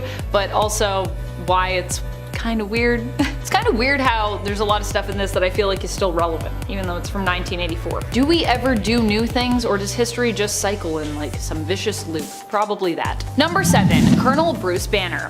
What if Bruce Banner was actually the monster and Hulk was just purely the good guy? Well, that is the question we dive into in issue 91 of the 1989 series. Here, Bruce Banner mistreats his wife, Betty Ross, who eventually becomes, of course, Betty Banner. Bruce is cruel and unkind, but after he is involved in a gamma radiation explosion, another half of him emerges, a glowing green, light-like figure who is gentle and kind and we know as Starman. Basically, this world's Hulk. And he was actually terrified of Bruce himself. Not only is this villain pretty interesting, unique, and strange, but the story is also like epically sad. Despite Betty reaching out for help to both her father and others around her, it seems that no one actually really believes Betty when it comes to the fact that like Bruce mistreats her. In the end, she is confined to a mental institution as she's believed to have gone insane. But at least there she appears to be safe from Bruce and his cruelty, so it's like a sad but I guess sort of happy ending. It's bittersweet is what it is. Ugh. Number 6. Mr. Fantastic. So, Mr. Fantastic in this story is still Reed Richards, but he's also Doctor Doom. Let me explain. In issue number 6 of the 1997 What If series, we get to explore an alternate world where the Fantastic Four were granted different powers. These powers seem to have been inspired more by their personality traits. As such, Reed Richards becomes a big brain. Literally, he's just a brain. Instead of him staying as a big disembodied brain though, with mental or psionic capacities, if you will, he ends up being convinced by Dr. Doom to go with him so that Doom might help him by using his knowledge of robotics to build him a humanoid body. You know that when Doom is like, please, let me help you, Reed Richards, that's not what's about to happen. In reality, Doom's plan is to use Reed's powerful brain form to power his time travel machine. The Fantastic Four come to save Reed and a battle ensues, eventually resulting in a massive explosion when Doom attempts to activate his machine. Just as the explosion goes off though, Reed manages to use his mental brain powers to move his mind into Doom's body. As a result, Doom, which I assume moves into Reed's brain form, ends up dead, and Reed lives on, but within the scarred body of Dr. Doom. So now it just looks like Doom is leading the FF. Pretty cool, but also pretty weird. Number 5. Daredevil is bullied and just gives up. One day, when fighting against Elektra with Spider-Man, Daredevil is unaffected by a blinding flare set off right in front of his face by Elektra. This kinda clues in Elektra to the idea that maybe this Daredevil guy is already blind. And when Elektra and Spider-Man ask Daredevil what color Elektra's costume is, it seals the deal. Elektra lets the whole world know by leaking this info to the Daily Bugle after Spider-Man actually sort of makes fun of him, saying it makes sense why he chose that yellow costume, because he couldn't see how bad it was, you know? Villains begin to take advantage of the massive weakness for Daredevil, and while he is able to hold his own still, he eventually decides to undergo an experimental treatment that restores his sight but removes his super senses. Now powerless, Matt Murdock and Karen Page get married and have a normal life, with Matt becoming the district attorney. Wow, kind of a nice ending there. Number 4, Limo Man. In one of those many crazy panels in number 34 of What If, remember that one where the Watcher is a comedian? We get to see a single panel that asks the question, what if Tony Stark owned an auto company instead of a weapons company? Now, whoever was writing this panel was absolutely cooking with gas. They knew what was up. Basically, if that was the case, then the world would get to interact with Limo Man, a hero with a license plate, belt, tire pauldrons, with rear view mirror horns, headlights on his chest, and a sweet pair of rollerblades. He is honestly the least cool Transformer you have ever seen. He does look like he's made up of a luxury car though, so I guess that gives him some kind of arbitrary style points. Right? At least the robber he seems to be facing seems to be a little bit worried. Number 3, 6-armed Spider-Man. In the legit continuity, Spider-Man undergoes an experiment to try and get rid of his spider abilities. Instead, he gains 2 extra sets of arms. Great success! In the original universe, he uses a serum with the blood of the living vampire Morbius to revert back to his normal self. But in What If number 42, Morbius is eaten by sharks, because of course he is. And Spider-Man is doomed to retain his 8 limbs. Ultimately, this Spider-Man learns that maybe these limbs are not a curse, but actually give him a buff in his agility and attack power. He is even able to save Gwen Stacy from her demise. Looks like someone rolled a natural 20. He was so popular that he went on to actually go on to be included in a few multiversal Spider events. So honestly, a great, if not weird, version of Spider-Man. Number 2, Dazzler, Herald of Galactus. Dazzler is already weird without being in a What If story. She's a collab between Marvel and a record label. That's all I have to say. Okay, so Dazzler's power is that she can convert sound into light. Pretty good for a disco singer. And especially so since she uses this power to literally dazzle people at her concerts. In What If number 33 though, Dazzler is chosen as the new Herald of Galactus, being the only being who could retrieve the old Herald who hid in a black hole, which she does. And then, in the alternate timeline, Galactus sends him back into the black hole as a punishment? I don't know, okay? She was given a huge boost with the power cosmic, and for some reason, even with her new boosted up powers, she decides to keep the disco ball rollerblades. She's actually really torn up about having to leave her world, but she vows to at least do good by not letting Galactus eat inhabited planets, which Galactus actually obliges because, well, it seems like he's got the hots for Dazzler, or whatever the world-eating equivalent of the hots is. There is a whole conflict with an armada, and then Galactus releases her to go back to Earth, which has been the victim of an apocalypse in her absence. And she goes back to him yet again as some kind of weird, twisted, intergalactic love story. I don't know, it's really strange. Number 1, Jane Foster becomes Thor. But Adam, this happens in the 616 continuity. Yes, but this one's a little bit different. In this What If story, number 10 actually, it is Jane Foster who first picks up the hammer Mjolnir, not Donald Blake. In this story, Jane accompanies Dr. Blake on his trip to Norway, and when he drops his cane into a ravine, she goes down there to get it for him instead.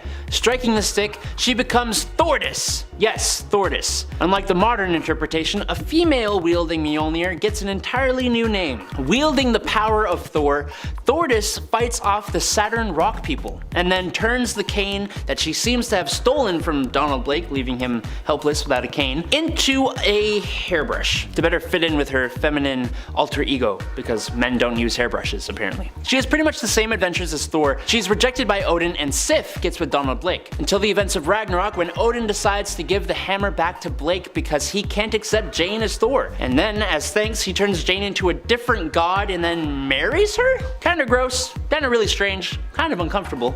Luckily, it's only a story that comes from the question, what if? Number 10. What if the leader decided to buy a hat? This is a short one, but a great one. It comes to us from one of the comedic issues of What If in the '89 series. It's just a panel featuring a what if story where the leader buys a hat. Of course, because it is a comedy issue, the leader buys the most ridiculous hat there is. Technically, 2 hats. Propeller hats. I just love his super serious face. This one literally made me laugh out loud.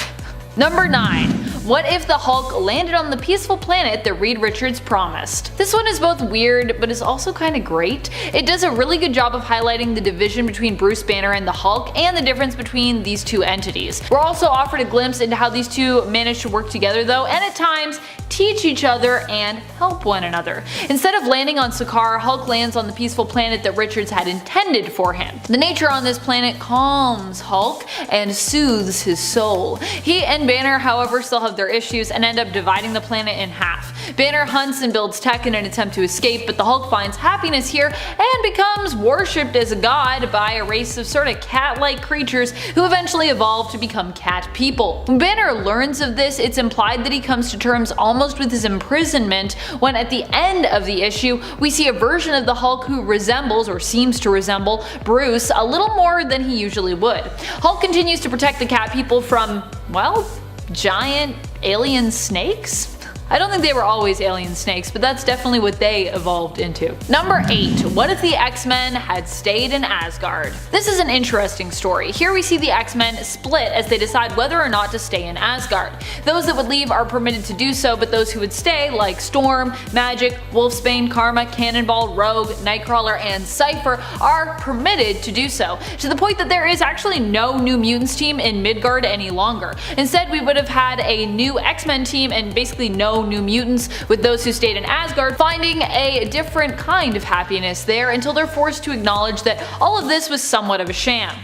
These mutants are basically like, well, we could go back, but it's really terrible on Earth because people are really prejudiced towards us, and so we're just gonna chill here. This seems nicer in Asgard. Storm ends up fighting a frog version of Thor, and Magic is forced to take on Enchantress as each battles for power. In the end, Loki is defeated, as is Hela, and everyone who remains alive, which is pretty much all the mutants that chose to stay, live happily ever after in Asgard.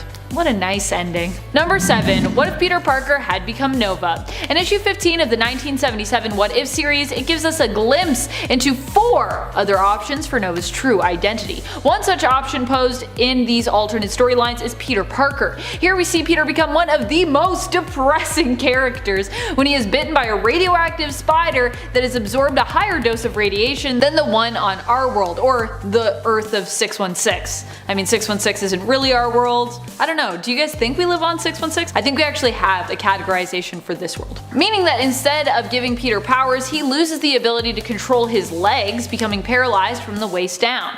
The shock of this accident also kills Aunt May, and Peter basically becomes the biggest sourpuss, blaming himself for everything, including the death of his aunt, and pushing everyone away from him. He refuses even to enjoy Festival Eve. Come on, Peter, everyone enjoys Festival Eve. What is Festival Eve though? In the end, an Emerald Ray grants him the powers of Nova, healing him. Amazed, he immediately heads to his uncle for advice and interrupts a burglar breaking into his Uncle Ben's home. He kills the burglar accidentally while attempting to protect his uncle, and only becomes more depressed at the fact that he killed someone, refusing to be Nova, and once again blaming himself for pretty much every tragedy he has suffered or encountered in his life. This is very harsh, Peter. Like, I know Peter is normally a character who beats himself up a lot, but this is a lot even for Peter Parker. Number 6. What if the Fantastic Four had different superpowers? And kind of random ones at that. Although they are explained as to why they make sense. But anyways, we'll get to that in a second.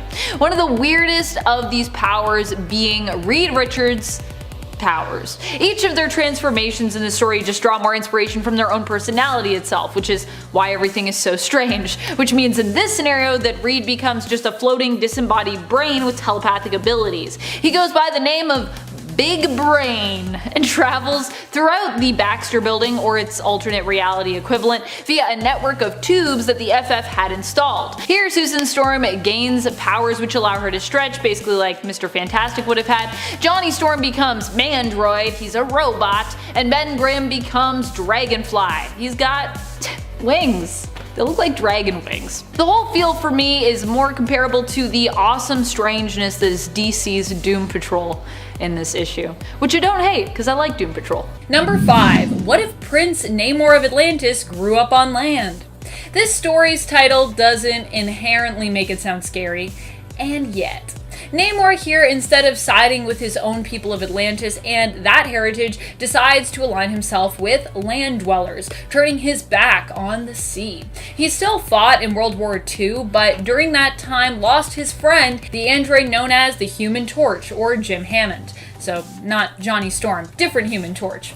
Immortalized as a hero, the Human Torch's memory lives on, but so too, does it seem, did he. 30 years later, the government gets a signal, which they think is from the Human Torch, calling out, repeating the same word he was saying on repeat when he went missing: Namor.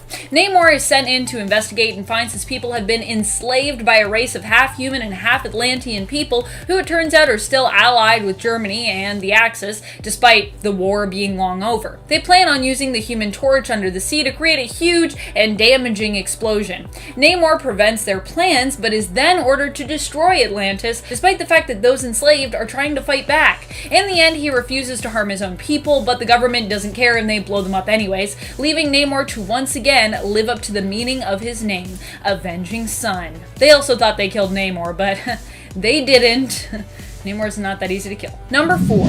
What if the Marvel superheroes had lost Atlantis attacks? Yes, what if? Atlantis attacks is such a weird story. Well, the world would basically be ruled by snake people is the answer, and yeah, that's what happens here. Here, Set is not prevented from arriving and being released upon the world. Once the Elder God does arrive, he sets to work raising the planet and turning everyone into his snake people, including some of our favorite heroes. In the end, only a handful of heroes and villains are left to set everything right, and even they fail. Quasar does manage in the end to defeat Set, but the world is still left covered in giant snakes and snake people with no foreseeable way to fix it, and many of our favorite heroes and villains are left either transformed into snake people or dead.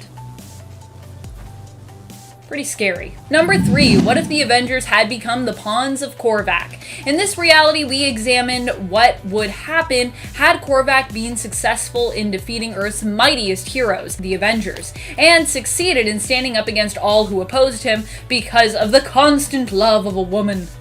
You can do anything if you have the love of a good person, apparently. In the end, Michael Korvac brings some of the heroes back to life to serve him as he goes up against even mightier enemies. Armed with the ultimate nullifier at the end, however, Korvac uses it to bring ultimate order to all things, which actually results in everything being destroyed in that reality, including the entire reality itself. So I guess bringing order means killing everything? I guess you can't have disorder if there's nothing. Number 2. Kingdom of Cain. This What If story comes to us from issue 94 of Volume 2, the 1989 What If series. Here we see the Juggernaut roams the post-apocalyptic landscape of the Earth completely alone, the sole survivor after a disastrous Sentinel attack which decimated the Earth's heroes and the Earth itself by leaking radiation poisoning all over the place. Juggernaut seems to be the only one capable of living in this place, and he becomes almost driven mad by the loneliness. Because he's the only one. Until he discovers that not everyone is dead, but actually some people have survived and are living in safety in an underground bunker. This discovery comes after he runs into Magneto, who tells Juggernaut that he knows for certain, having peered into alternate timelines, that this is all his fault, and that everyone that was killed all happened because he himself killed Charles Xavier, his stepbrother. When Cain finds the rest of the mutants who have survived, he hastily breaks through into their bunker, thereby exposing them to the radiation poisoning on the Earth's surface, and ultimately kills them too, albeit by accident, which Yeah, it's really sad. He's like, I don't want to be mean, I just want to talk to someone. And they're like, we're dying now because of you. Get out of here. No one wants to talk to you, Kane. Number 1. What if the Fantastic Four's second child had lived? This doesn't sound like it should be the scariest story on the list, but it definitely is. The first story in this series is just a straight up horror story where Sue ends up giving birth to a healthy baby girl, but dying herself in childbirth. And that's not even the scary part. From the beginning, the doctors warned her that her pregnancy would be difficult, and from the beginning, Franklin Richards knew something was wrong with his unborn sister. He's like the most dark, menacing face. When the baby does come into the world, who's named after her deceased mother, so I guess like Sue Jr., it's revealed that she is actually an energy-draining monster who kills those around her by feeding on their life force energy. Franklin is finally able to convince his father of this, but too late. Sister's like a straight-up demon monster thing. Yikes. Number 10. What if Jane Foster had found the Hammer of Thor? This one isn't so strange for the premise, but it's more bizarre because of where the premise took us in the end. This is a story we've also seen adapted to the main continuity, though fortunately it does not quite share this same ending, which I'm pretty happy about, to be honest. Jane ends up finding the Hammer of Thor and becoming the goddess of storms, taking up the mantle Thordis. Lady Sif, missing Thor, ends up finding and falling in love with Donald Blake, who is later revealed, of course, to be the true Thor when Odin asks Thordis to return his hammer to him. As thanks for her service, however, Odin makes Jane a goddess. However, as Jane was in love with Donald, who is now Thor and is in love with Lady Sif, her heart is broken, and she has to be returned to her mortal self because of this. But Odin has a better solution and proposes to Jane, who agrees, to marry him, and then they all live happily ever after. With Jane finding that those very qualities she both admired and loved in the mortal Don Blake are also to be found in the father of immortal Thor. My goodness. That's a very strange ending to that story. How about instead of being with my son, you be with me, his father, haha.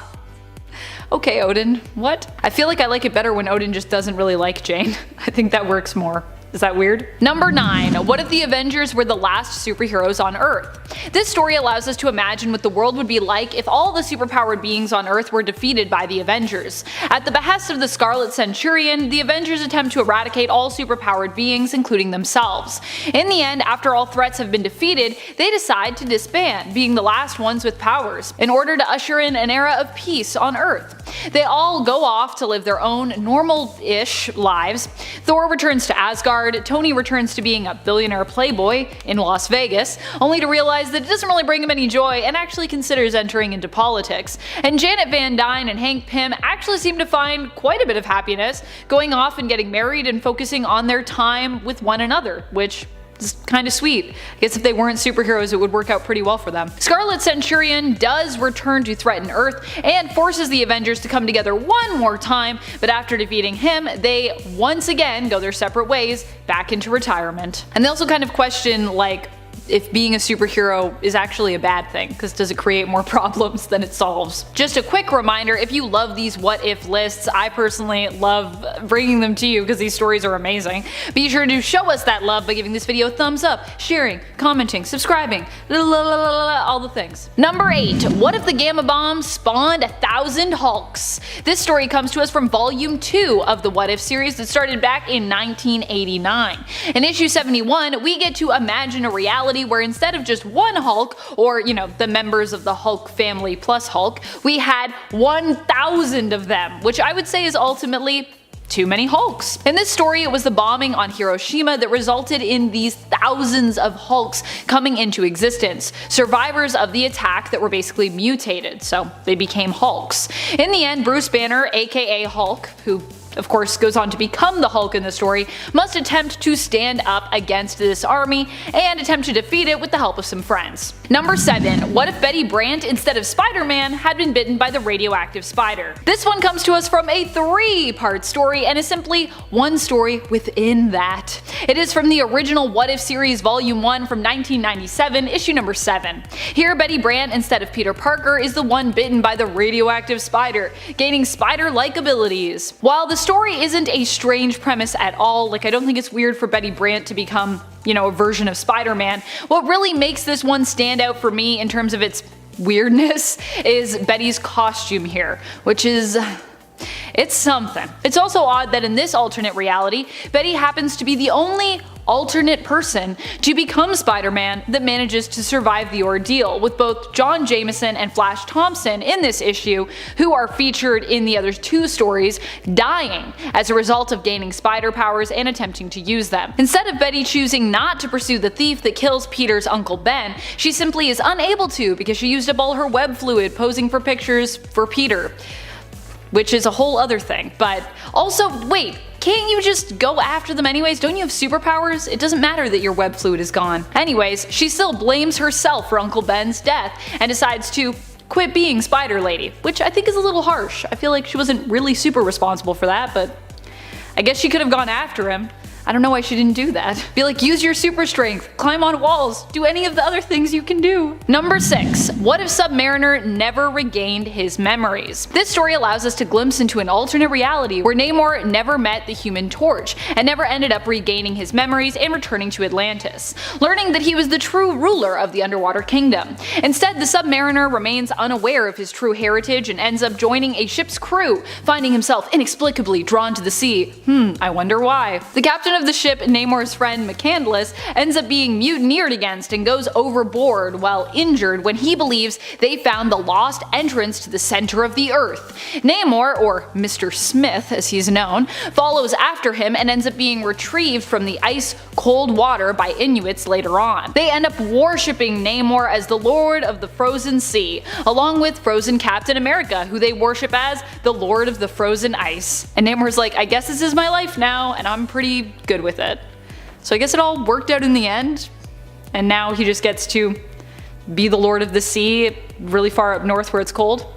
Cool, I guess? Number 5. What if the Avengers had never been? Written by Jim Shooter and Gil Kane, released in 1977, this was actually the first What If issue with a major death. So of course it has to be on the list somewhere. So we start off with the Hulk. Now this time he's not hitting, he's actually quitting. Now this caused the Avengers to dismantle. So Stark asked Rick Jones to find the Hulk, Thor went back to Asgard, and Jan and Hank went back to living as normal people. So Rick finds him, but he's now being held hostage from the Green Giant. So Stark swoops in and saves him, and they head back to the Avengers mansion. So Namor and the Hulk call out the Avengers, or rather what's left of them.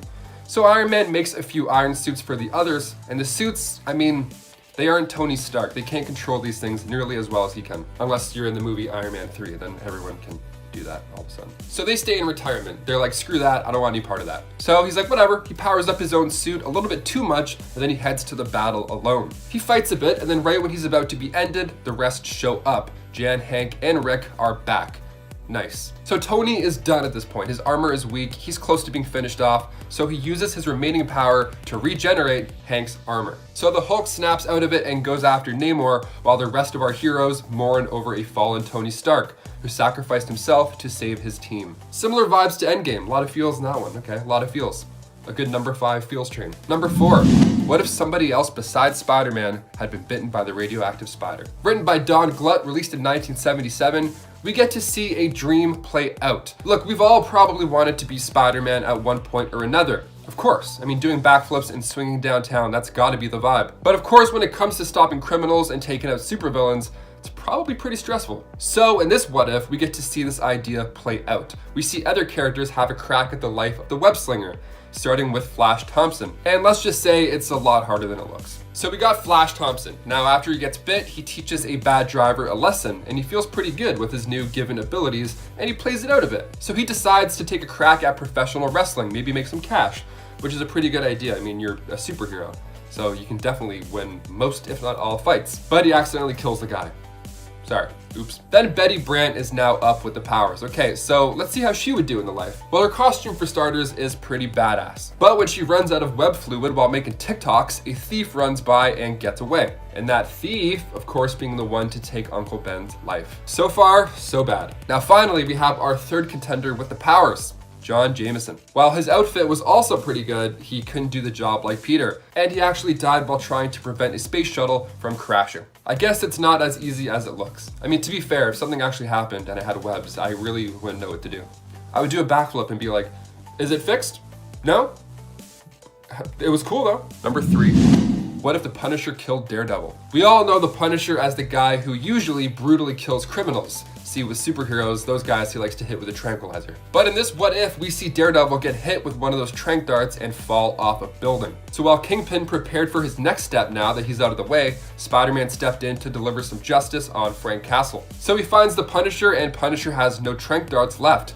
So he shoots Spider-Man in the shoulder. It's messy, but not fatal, he says. He should survive unless he exerts himself, which he does. And his identity is then revealed. Then it cuts to Aunt May's house, and she grabs a paper, reads the shocking headline, and then the house explodes from a missile launched from the Silvermane City. Boom, house gone. And then after a little while, Peter shows up in a hospital gown, ready to get some revenge on Frank. Peter does pretty well in the fight, so well he's actually just moments away from throwing the Punisher off of a building to his death. But the Punisher stalls and says he has info about his Aunt May, and this slows Peter down for just a split second, allowing for the Punisher to unload on Peter.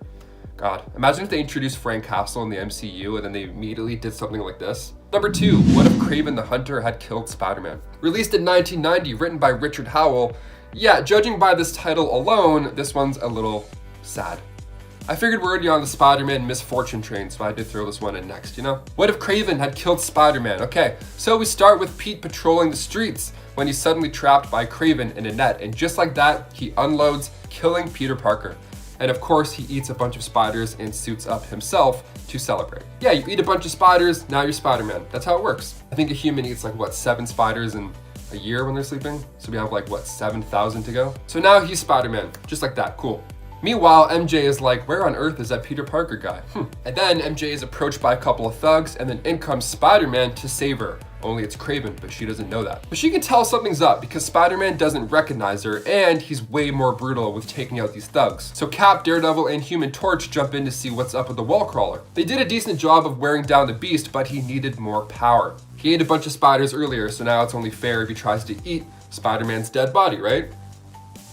Comics are weird. So MJ tells Cap and the gang that Spider-Man is actually Peter Parker, and that the Spider-Man is indeed not the same. And then Aunt May goes into denial hearing about the news. She's messed up now for life. And the media isn't happy with the tension between supers and the public. The story ends with MJ standing at Peter's funeral, wondering how things could have been. God, Peter just can't catch a break, eh? Oh my God. And finally, number 1, the saddest of them all, what if Wolverine father? Written by Rob Williams, released in 2011, we start off with Wolverine taking out the Winter Soldier. And we see a world with Wolverine and Daken if they had spent their life growing together as father and son. So now we get to see what it would have been like if Logan was there for them the whole time. Now in this reality, they're named John. This life, however, was filled with repression and lies and led to John leaving his home and rising up as Daken, becoming the leader of the Japanese underworld. So Wolverine tried to save him, but because of the way he was raised with this version of Logan, he looked at him like a monster. He viewed himself as a monster too. This is the Muramasa blade, John, says Logan as he stabs him. Healing factors don't work on it. The issue ends with the boy dying beside his father, and Logan uses the same blade on himself.